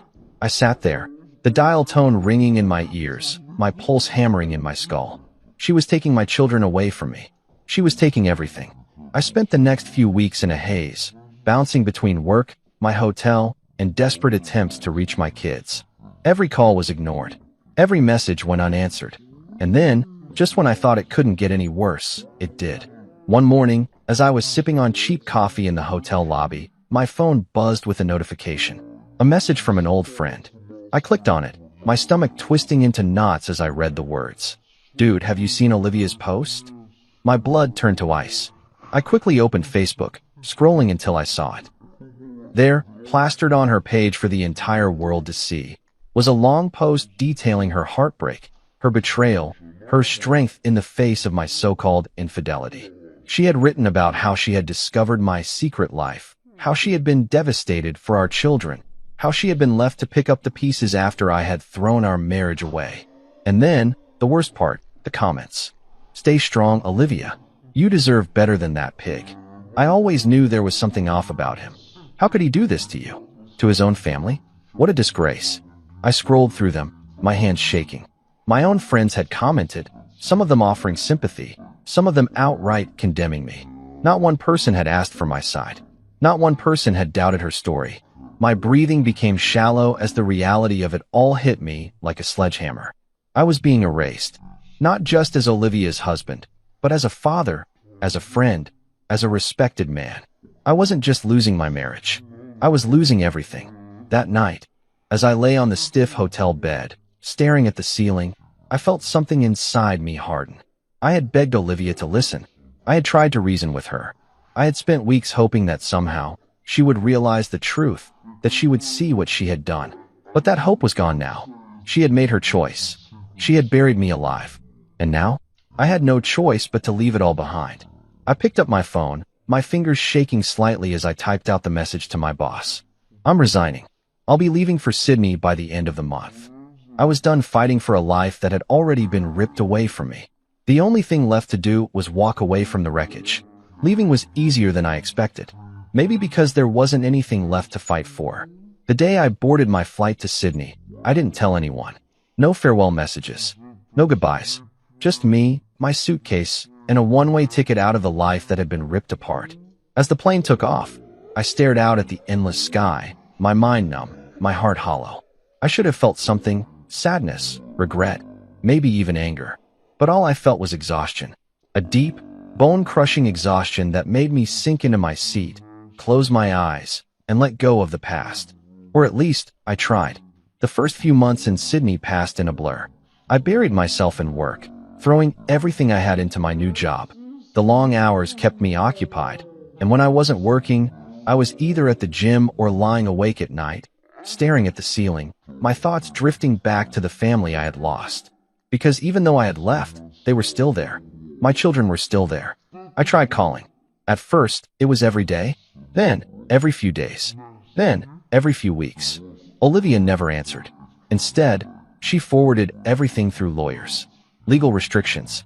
Scheduled visitations I couldn't make because I was on another continent. Updates about the kids that felt more like business reports than messages from the mother of my children. It was like she was slowly erasing me from their lives, just like she had done before. And maybe, just maybe, she had succeeded. Because eventually, I stopped trying. Not because I didn't love them, but because I was tired. Tired of begging. Tired of hoping that Olivia would come to her senses. Tired of waking up every day to a life that felt like a punishment for a crime I never committed. So, I let the silence take over. 14 months passed without a real conversation between me and Olivia. Not one word. Until the night, everything changed. It was a cold November evening when my lawyer called. I had just gotten home from work, tossing my keys onto the counter when my phone buzzed. I almost ignored it. Another case update, another meaningless document to sign. But something about the way his name flashed on my screen made me pick up. "Hello. You're going to want to sit down for this," he said. My stomach tightened. "What is it?" There was a pause. Then he sighed. "Olivia knows the truth." I frowned. "What truth?" "The truth about the Tinder account," he said. "She found out who really made it." For a moment, I didn't move, didn't breathe. Then, slowly, I sank into the nearest chair. "Who?" "Richard." The name punched the air from my lungs. "Richard," I repeated, my voice barely a whisper. "Your old neighbor." Apparently, Olivia's friend was at a party a few weeks ago. and she overheard Richard bragging about how he had set up fake accounts using your photos. He thought it was funny, how easy it was to make someone look guilty. When Olivia confronted him, he laughed it off, said it was just a joke, and that he didn't think she'd actually believe it. I clenched my jaw, my grip tightening around my phone. My entire body went rigid as the weight of those words sank in. A joke that had cost me my family, my marriage, my entire life.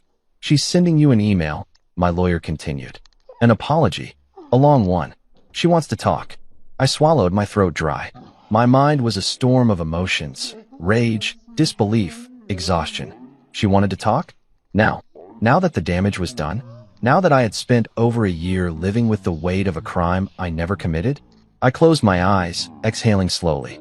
What do you want me to say to her? My lawyer asked. I opened my mouth, closed it. Then, after a long pause, I said the only thing I could. Tell her we can talk over Christmas. That night, I lay in bed, staring at my phone screen. The email was sitting in my inbox. From Olivia. Subject, I'm sorry. I didn't open it.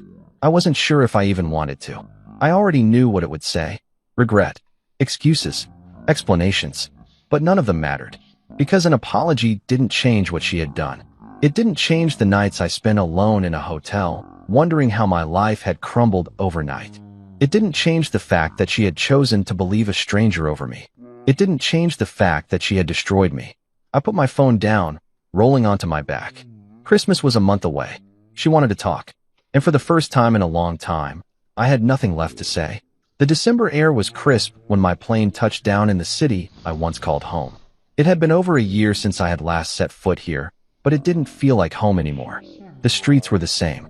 The buildings stood where they always had. But I felt like a stranger in my own past, walking through the ruins of a life I no longer recognized. I didn't go to our house. I didn't tell Olivia I had arrived.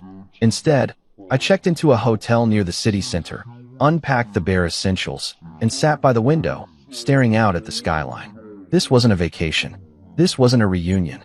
This was a confrontation, and I had no idea how it would end. The next morning, I arrived at my old house to pick up the kids. I expected Olivia to wait inside and let them come out on their own. I expected a quick exchange, a tense nod, maybe a forced smile. But when I pulled into the driveway, she was standing at the door. She looked different. Not physically. She was still the same Olivia I had loved for over a decade. But there was something in her posture, in the way she shifted on her feet, in the way her hands trembled at her sides. She was nervous. Can we talk? She asked as soon as I stepped out of the car. I leaned against the door, arms crossed. No emotion. No reaction. We already are, I said flatly. She exhaled, rubbing her arms as if the cold was getting to her, though I knew it wasn't the weather making her uncomfortable. Inside, she asked hesitantly. I hesitated. Every instinct in me screamed no. Going into that house meant walking into the past, stepping back into a place that had already spit me out once before. But I had come here for answers. And maybe, just maybe, for closure. Fine, I muttered, brushing past her and stepping inside. The house hadn't changed. Same furniture. Same warm lighting. Same faint scent of vanilla candles. But it wasn't my home anymore. I sat down on the couch, the same couch I had slept on the night she accused me. The same couch I had left behind when I was thrown out of my own house. She sat across from me, her hands clasped together in her lap. Silence stretched between us. I let her sit in it. Let her drown in it. Finally, she spoke. I was wrong, she said softly. I know that now. I said nothing. She swallowed, eyes glassy. I should have believed you. I should have listened. Still, I didn't speak. Because what was I supposed to say? That I forgave her? That I had just been waiting for this moment, so I could fall into her arms and pretend the past 14 months never happened? No. She exhaled shakily. Her voice broke. I ruined everything, didn't I? I leaned forward, resting my elbows on my knees, my gaze unwavering. You didn't just ruin our marriage, Olivia, I said quietly. You ruined me. A tear slipped down her cheek. I know. I let out a bitter chuckle, shaking my head. No, you don't know. You don't know what it was like to be abandoned by everyone you thought cared about you. You don't know what it was like to wake up every morning, knowing your own children thought you were a liar. You don't know what it was like to sit in a hotel room, staring at the ceiling, wondering how the hell your life got destroyed overnight. Her face crumpled. Adam, You had one job. I cut in, my voice hard. One job, Olivia. To believe in me. And you didn't. She covered her mouth, her shoulders shaking. But I didn't comfort her. I didn't reach out. Because this wasn't about her tears. This was about mine. The ones I had shed in silence. The ones I had buried beneath anger and exhaustion. The ones I had cried alone while she lived her life, convinced that I had betrayed her. Do you know what the worst part is? I asked, my voice quiet. She looked at me, eyes red, waiting. It wasn't just you, I said. It was your family, your brother, your friends. They all judged me without a second thought. They all turned their backs on me. I let out a hollow laugh. And now? What, Olivia? Now I'm just supposed to come back? To pretend none of that happened? She wiped at her face, her breath uneven. I don't expect you to forgive me, she whispered. Good, I said bluntly. Because I don't. She flinched. But I do expect you to fix it, I continued. Every lie you spread, every person you told, you're going to undo it. Every single piece of damage you caused, Olivia, you're going to own up to it. She nodded quickly, as if she had already thought of this. I will, she promised. I've already started. I reached out to your old boss. I told him the truth. I talked to some of our mutual friends, and I even made a post. A public post. Explaining everything. I studied her, trying to see if this was another performance. Another act of desperation. But she looked sincere. Desperate, yes. But not for herself. For me. For us. I leaned back, rubbing a hand over my face. Why now, Olivia? I asked tiredly. Why only now, when it's too late? She swallowed. Because I thought I was right, she admitted. I thought I was protecting myself. The kids. I was hurt. And I let my emotions blind me. And then, when I realized the truth, I was so ashamed of what I'd done that I didn't know how to face you. I exhaled slowly, shaking my head. And now, she wiped at her eyes. Now I just want to make things right, even if it takes the rest of my life. Silence settled between us again, but this time, it wasn't heavy. It was hollow, because the damage was already done. I stood up. I need to pick up the kids. She nodded, standing as well. Can we talk later? I met her gaze. We'll see. She looked like she wanted to say something else, but she held back. Instead, she stepped aside, letting me walk to the door. As I stepped out into the cold December air, I took a deep breath. I had faced the woman who destroyed me. And though she wanted redemption, though she wanted a second chance, I didn't know if I had anything left to give. I drove in silence. The kids were in the back seat, chattering about their school projects, their friends, and the Christmas gifts they were hoping for. It felt surreal, like stepping into a life that should have been mine, but wasn't. For over a year, I had been nothing more than a voice on the other end of a call that Olivia rarely allowed. A distant figure in their lives. And now, sitting here with them, it felt both comforting and painfully unfamiliar. Dad, I glanced in the rearview mirror. My eldest, Lucas, was watching me carefully. He was 12 now, and in that short span of time, he had changed. His face had matured slightly, his voice had deepened, and there was something in his eyes that hadn't been there before. Hesitation. Yeah, bud, I said, forcing a smile. He bit his lip. Are you staying this time? I tightened my grip on the steering wheel, my jaw clenching. I hated that he had to ask. Hated that Olivia's actions had forced him to question whether his own father was temporary. Before I could answer, my youngest, Ava, piped up. Mom said you left because you had to work really far away, she said, swinging her legs. But you can work here, right? So you don't have to go back. I felt a sharp pang in my chest. I had never left them by choice. But to them, I had just been gone. I swallowed hard. I don't know yet, I admitted. But I'm here now. That's what matters, right? Lucas didn't look convinced. But Ava, bless her innocence, nodded enthusiastically. Right, she chirped. Can we get ice cream before we go to Grandma's? I chuckled softly. Sure, kiddo. Ice cream it is. For a moment, everything felt normal. For a moment, I could pretend that I was just a father spending time with his kids. For a moment, I could forget. When I dropped them off at Olivia's house later that evening, I didn't plan to go inside. I had already had my conversation with her. There was nothing left to say. But as soon as the kids ran inside, Olivia stepped onto the porch, her arms crossed. We need to talk, she said. I exhaled, rubbing the back of my neck. Olivia, not about us, she interrupted.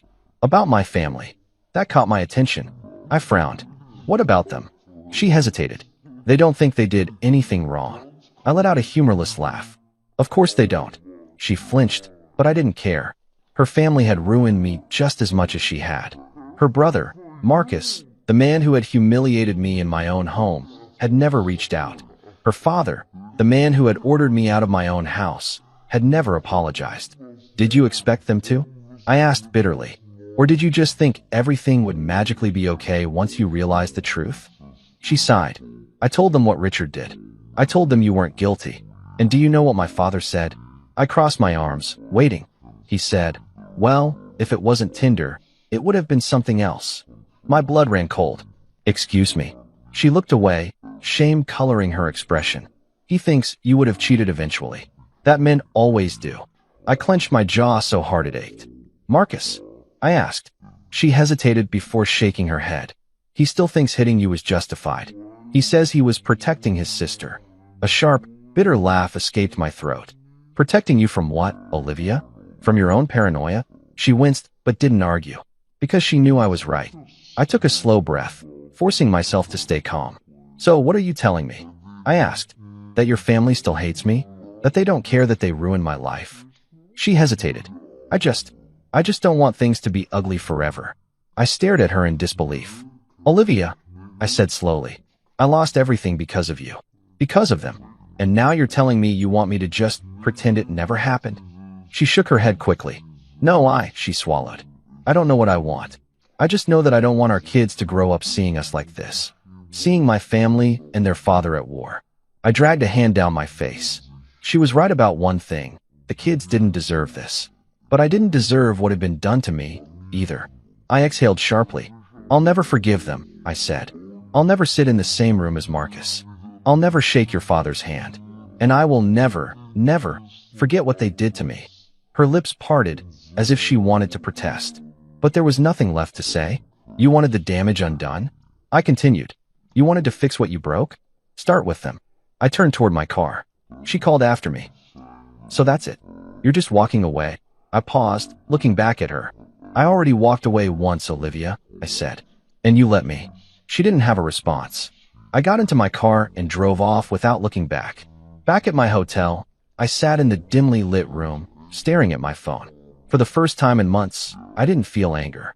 I didn't feel betrayal. I just felt tired. Her apology didn't fix what had been broken. Her family's refusal to acknowledge their mistakes only made it worse. And me? I had spent so much time fighting to be heard, fighting to prove my innocence, fighting to be in my children's lives. But now, I was done fighting. I grabbed my phone and typed out a message to my lawyer. File the divorce papers. And for the first time in over a year, I felt like I could breathe. The divorce papers were sent the next morning. I didn't wait. I didn't hesitate. The moment I woke up, I made the call to my lawyer, instructing him to proceed with the legal filings.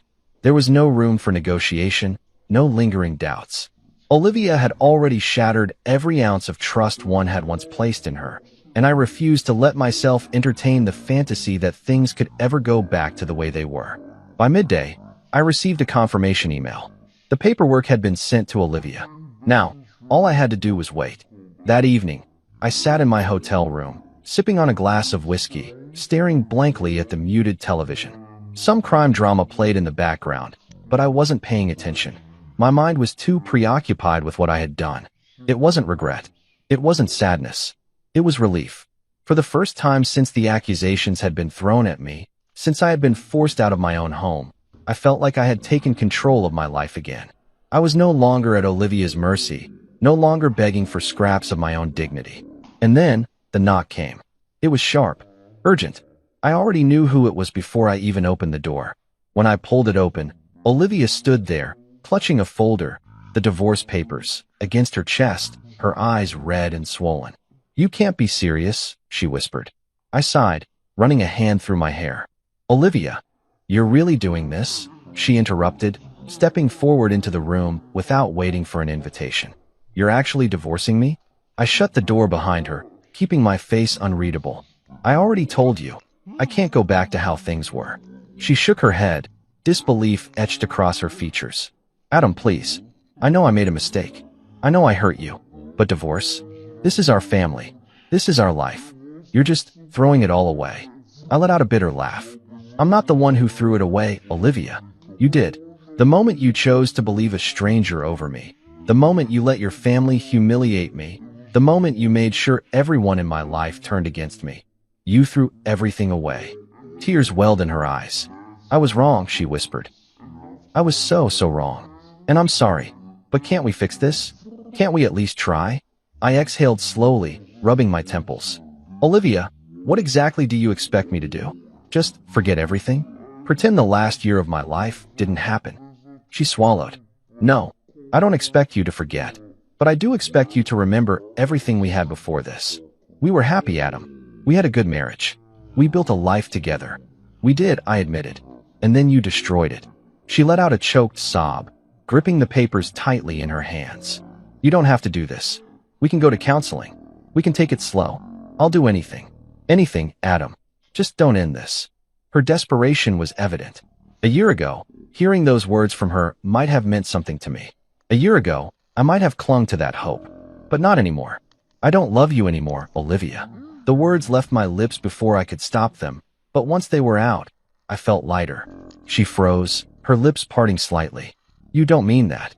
I met her gaze, unwavering. I do. Silence stretched between us. Then, slowly, she sank onto the bed, dropping the papers onto her lap, her fingers trembling as she held onto them. Is there nothing I can do? She whispered. I stared at her, at the woman I had once adored, the woman I had fought for, the woman I had built an entire life with. And all I could feel was emptiness. No, I said quietly. There's nothing you can do. Her breath hitched. I stood up, walking toward the door and pulling it open. You should go. She wiped at her cheeks, staring down at the papers. I don't want to sign this. That's your choice, I said. But the marriage is over, Olivia. Whether you sign it or not, I'm done. She stood up, clutching the folder to her chest. For a moment, it looked like she wanted to say something else. But she didn't. Instead, she walked past me, pausing only briefly at the door before stepping out into the dimly lit hallway. I shut the door behind her, locking it. Then, I let out a long, slow breath. It was over. And for the first time in a long time, I didn't feel broken. I felt free. The next morning, I woke up feeling lighter than I had in months. There was no hesitation, no second guessing, no lingering questions about whether I was making the right choice. The marriage was over. I had spent a year drowning in the pain of betrayal, of being cast aside like a criminal without proof.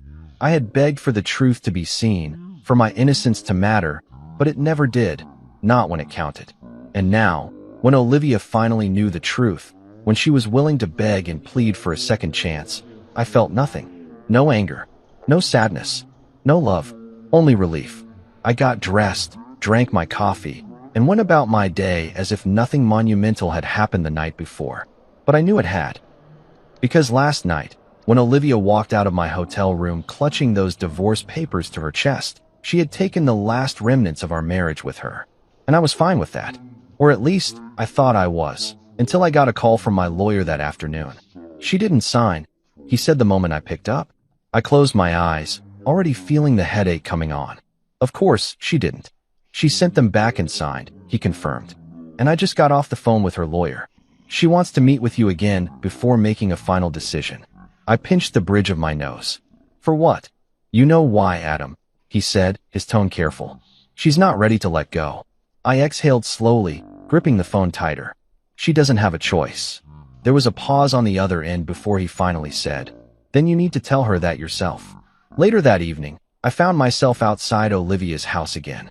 I hadn't wanted to come, but I knew she wouldn't stop until she had this conversation. The kids were with Olivia's parents for the weekend, which meant this would be just the two of us. No distractions, no interruptions, just the final conversation. When she opened the door, she looked exhausted. Her hair was tied up in a loose bun, and she was dressed in an oversized sweater, her face devoid of makeup. But what caught my attention wasn't her appearance, it was her eyes. They were filled with defeat. I stepped inside without a word, following her into the living room. The place was too familiar, yet it felt foreign. I didn't belong here anymore. I hadn't for a long time. She sat on the couch, the divorce papers sitting on the coffee table between us. You didn't sign? I said, getting straight to the point. She looked down at the papers, then back at me. I can't, she admitted, her voice quiet. I leaned forward, resting my elbows on my knees. Why? She swallowed, gripping her hands together in her lap. Because I still love you. I stared at her, letting the weight of her words sink in. A year ago, those words would have meant everything to me. But now, they meant nothing.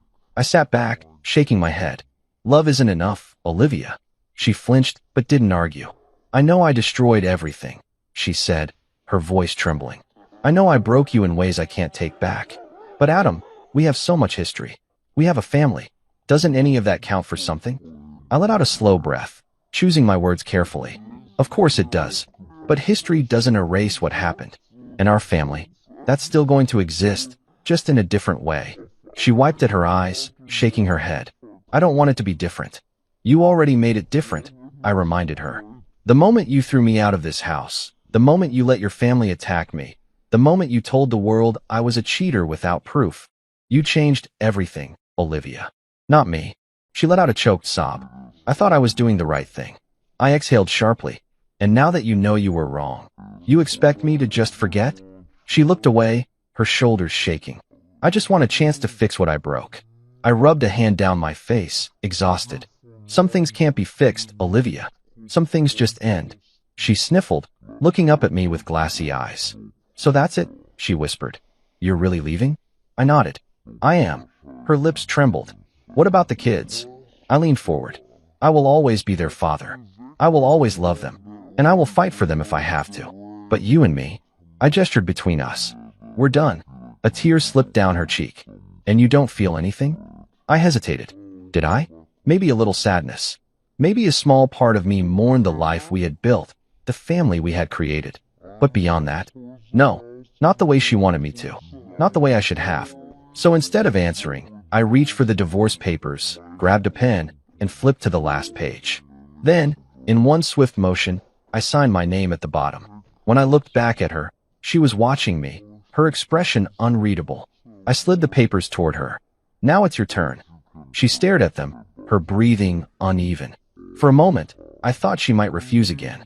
But then, after what felt like an eternity, she picked up the pen. Her hand trembled as she pressed it to the paper. And then, she signed. It was done. I stood up, slipping my hands into my pockets. I'll have my lawyer file the final paperwork. She nodded numbly. Okay. I took a slow breath. Take care, Olivia.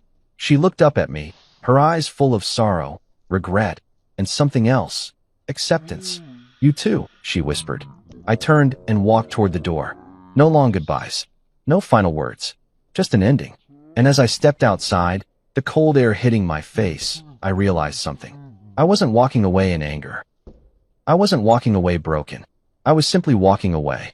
And for the first time in a long time, I was finally free. The moment I stepped out of Olivia's house, I felt the weight of the past 14 months lift off my shoulders. It was over. No more arguments. No more desperate pleas. No more waiting for something to change that never would. I climbed into my car, gripping the steering wheel as I stared ahead at the dark, empty street. My breath was steady, my pulse even, yet my mind replayed the moment she signed the papers. The look in her eyes, the silent admission that this was truly the end. I expected to feel something, regret, relief, maybe even sadness. But all I felt was peace. For the first time in over a year, I was no longer stuck in limbo, waiting for someone else to decide my fate. I had taken control. I had walked away on my terms. I exhaled slowly, then turned the key in the ignition. Time to go. Instead of heading back to my hotel, I found myself driving without direction. The city was quiet this late at night, the streets illuminated by dim streetlights casting long shadows against the pavement. It was familiar, yet distant, like I had once belonged here, but no longer did. Without thinking, I ended up at a small park on the edge of town. It used to be a place where I brought the kids when they were younger, where Olivia and I once sat on a bench, watching them play, sipping coffee while talking about the future. A future that no longer existed. I parked the car, leaning back against the seat, staring out at the empty playground. The past year had been hell. I had been humiliated, cast aside, forced to rebuild my life from scratch while my reputation crumbled. I had fought to prove my innocence, only to realize that it didn't matter. The damage had already been done. And the worst part? It had all been avoidable. If Olivia had just believed me. If she had taken a second to think before assuming the worst.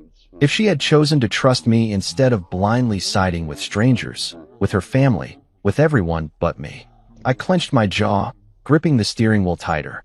I had spent so long blaming myself, wondering if I could have done something differently, if I had failed in some way that justified what had happened to me. But now, sitting here, watching the cold wind rustle through the trees, I knew the truth. It wasn't my fault. It was never my fault. And I refused to carry the weight of her mistakes anymore. The next morning, I packed my bags.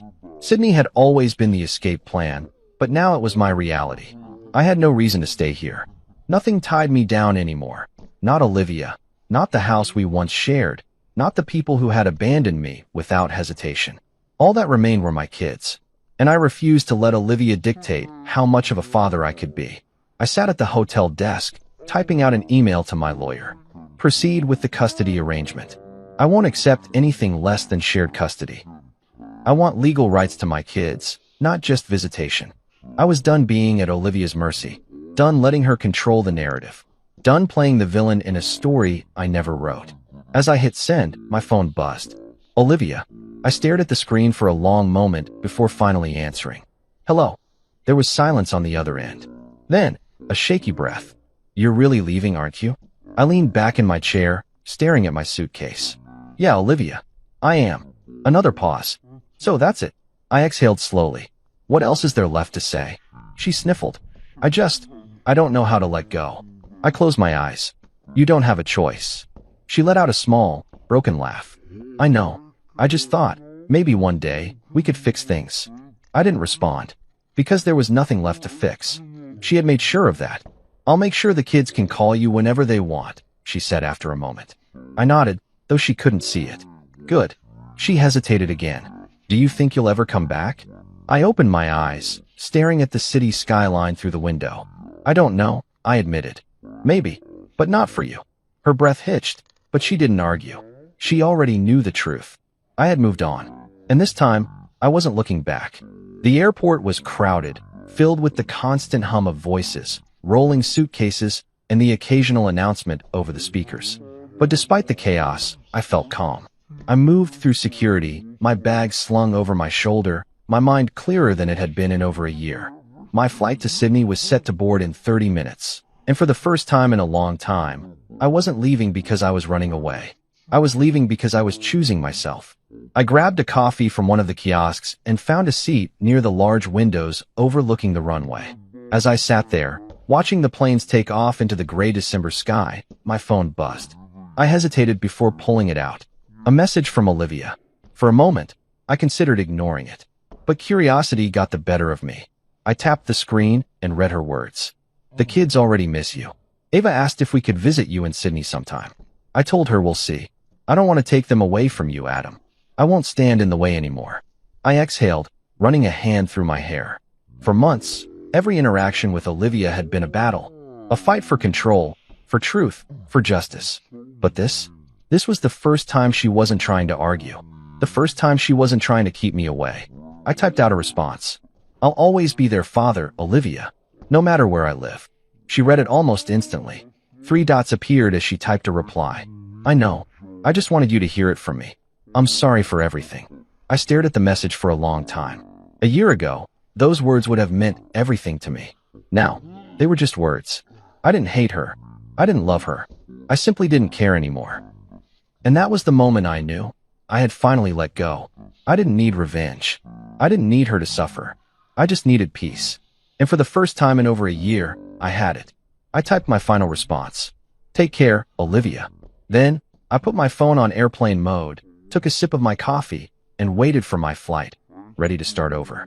And this time, no one could take that away from me.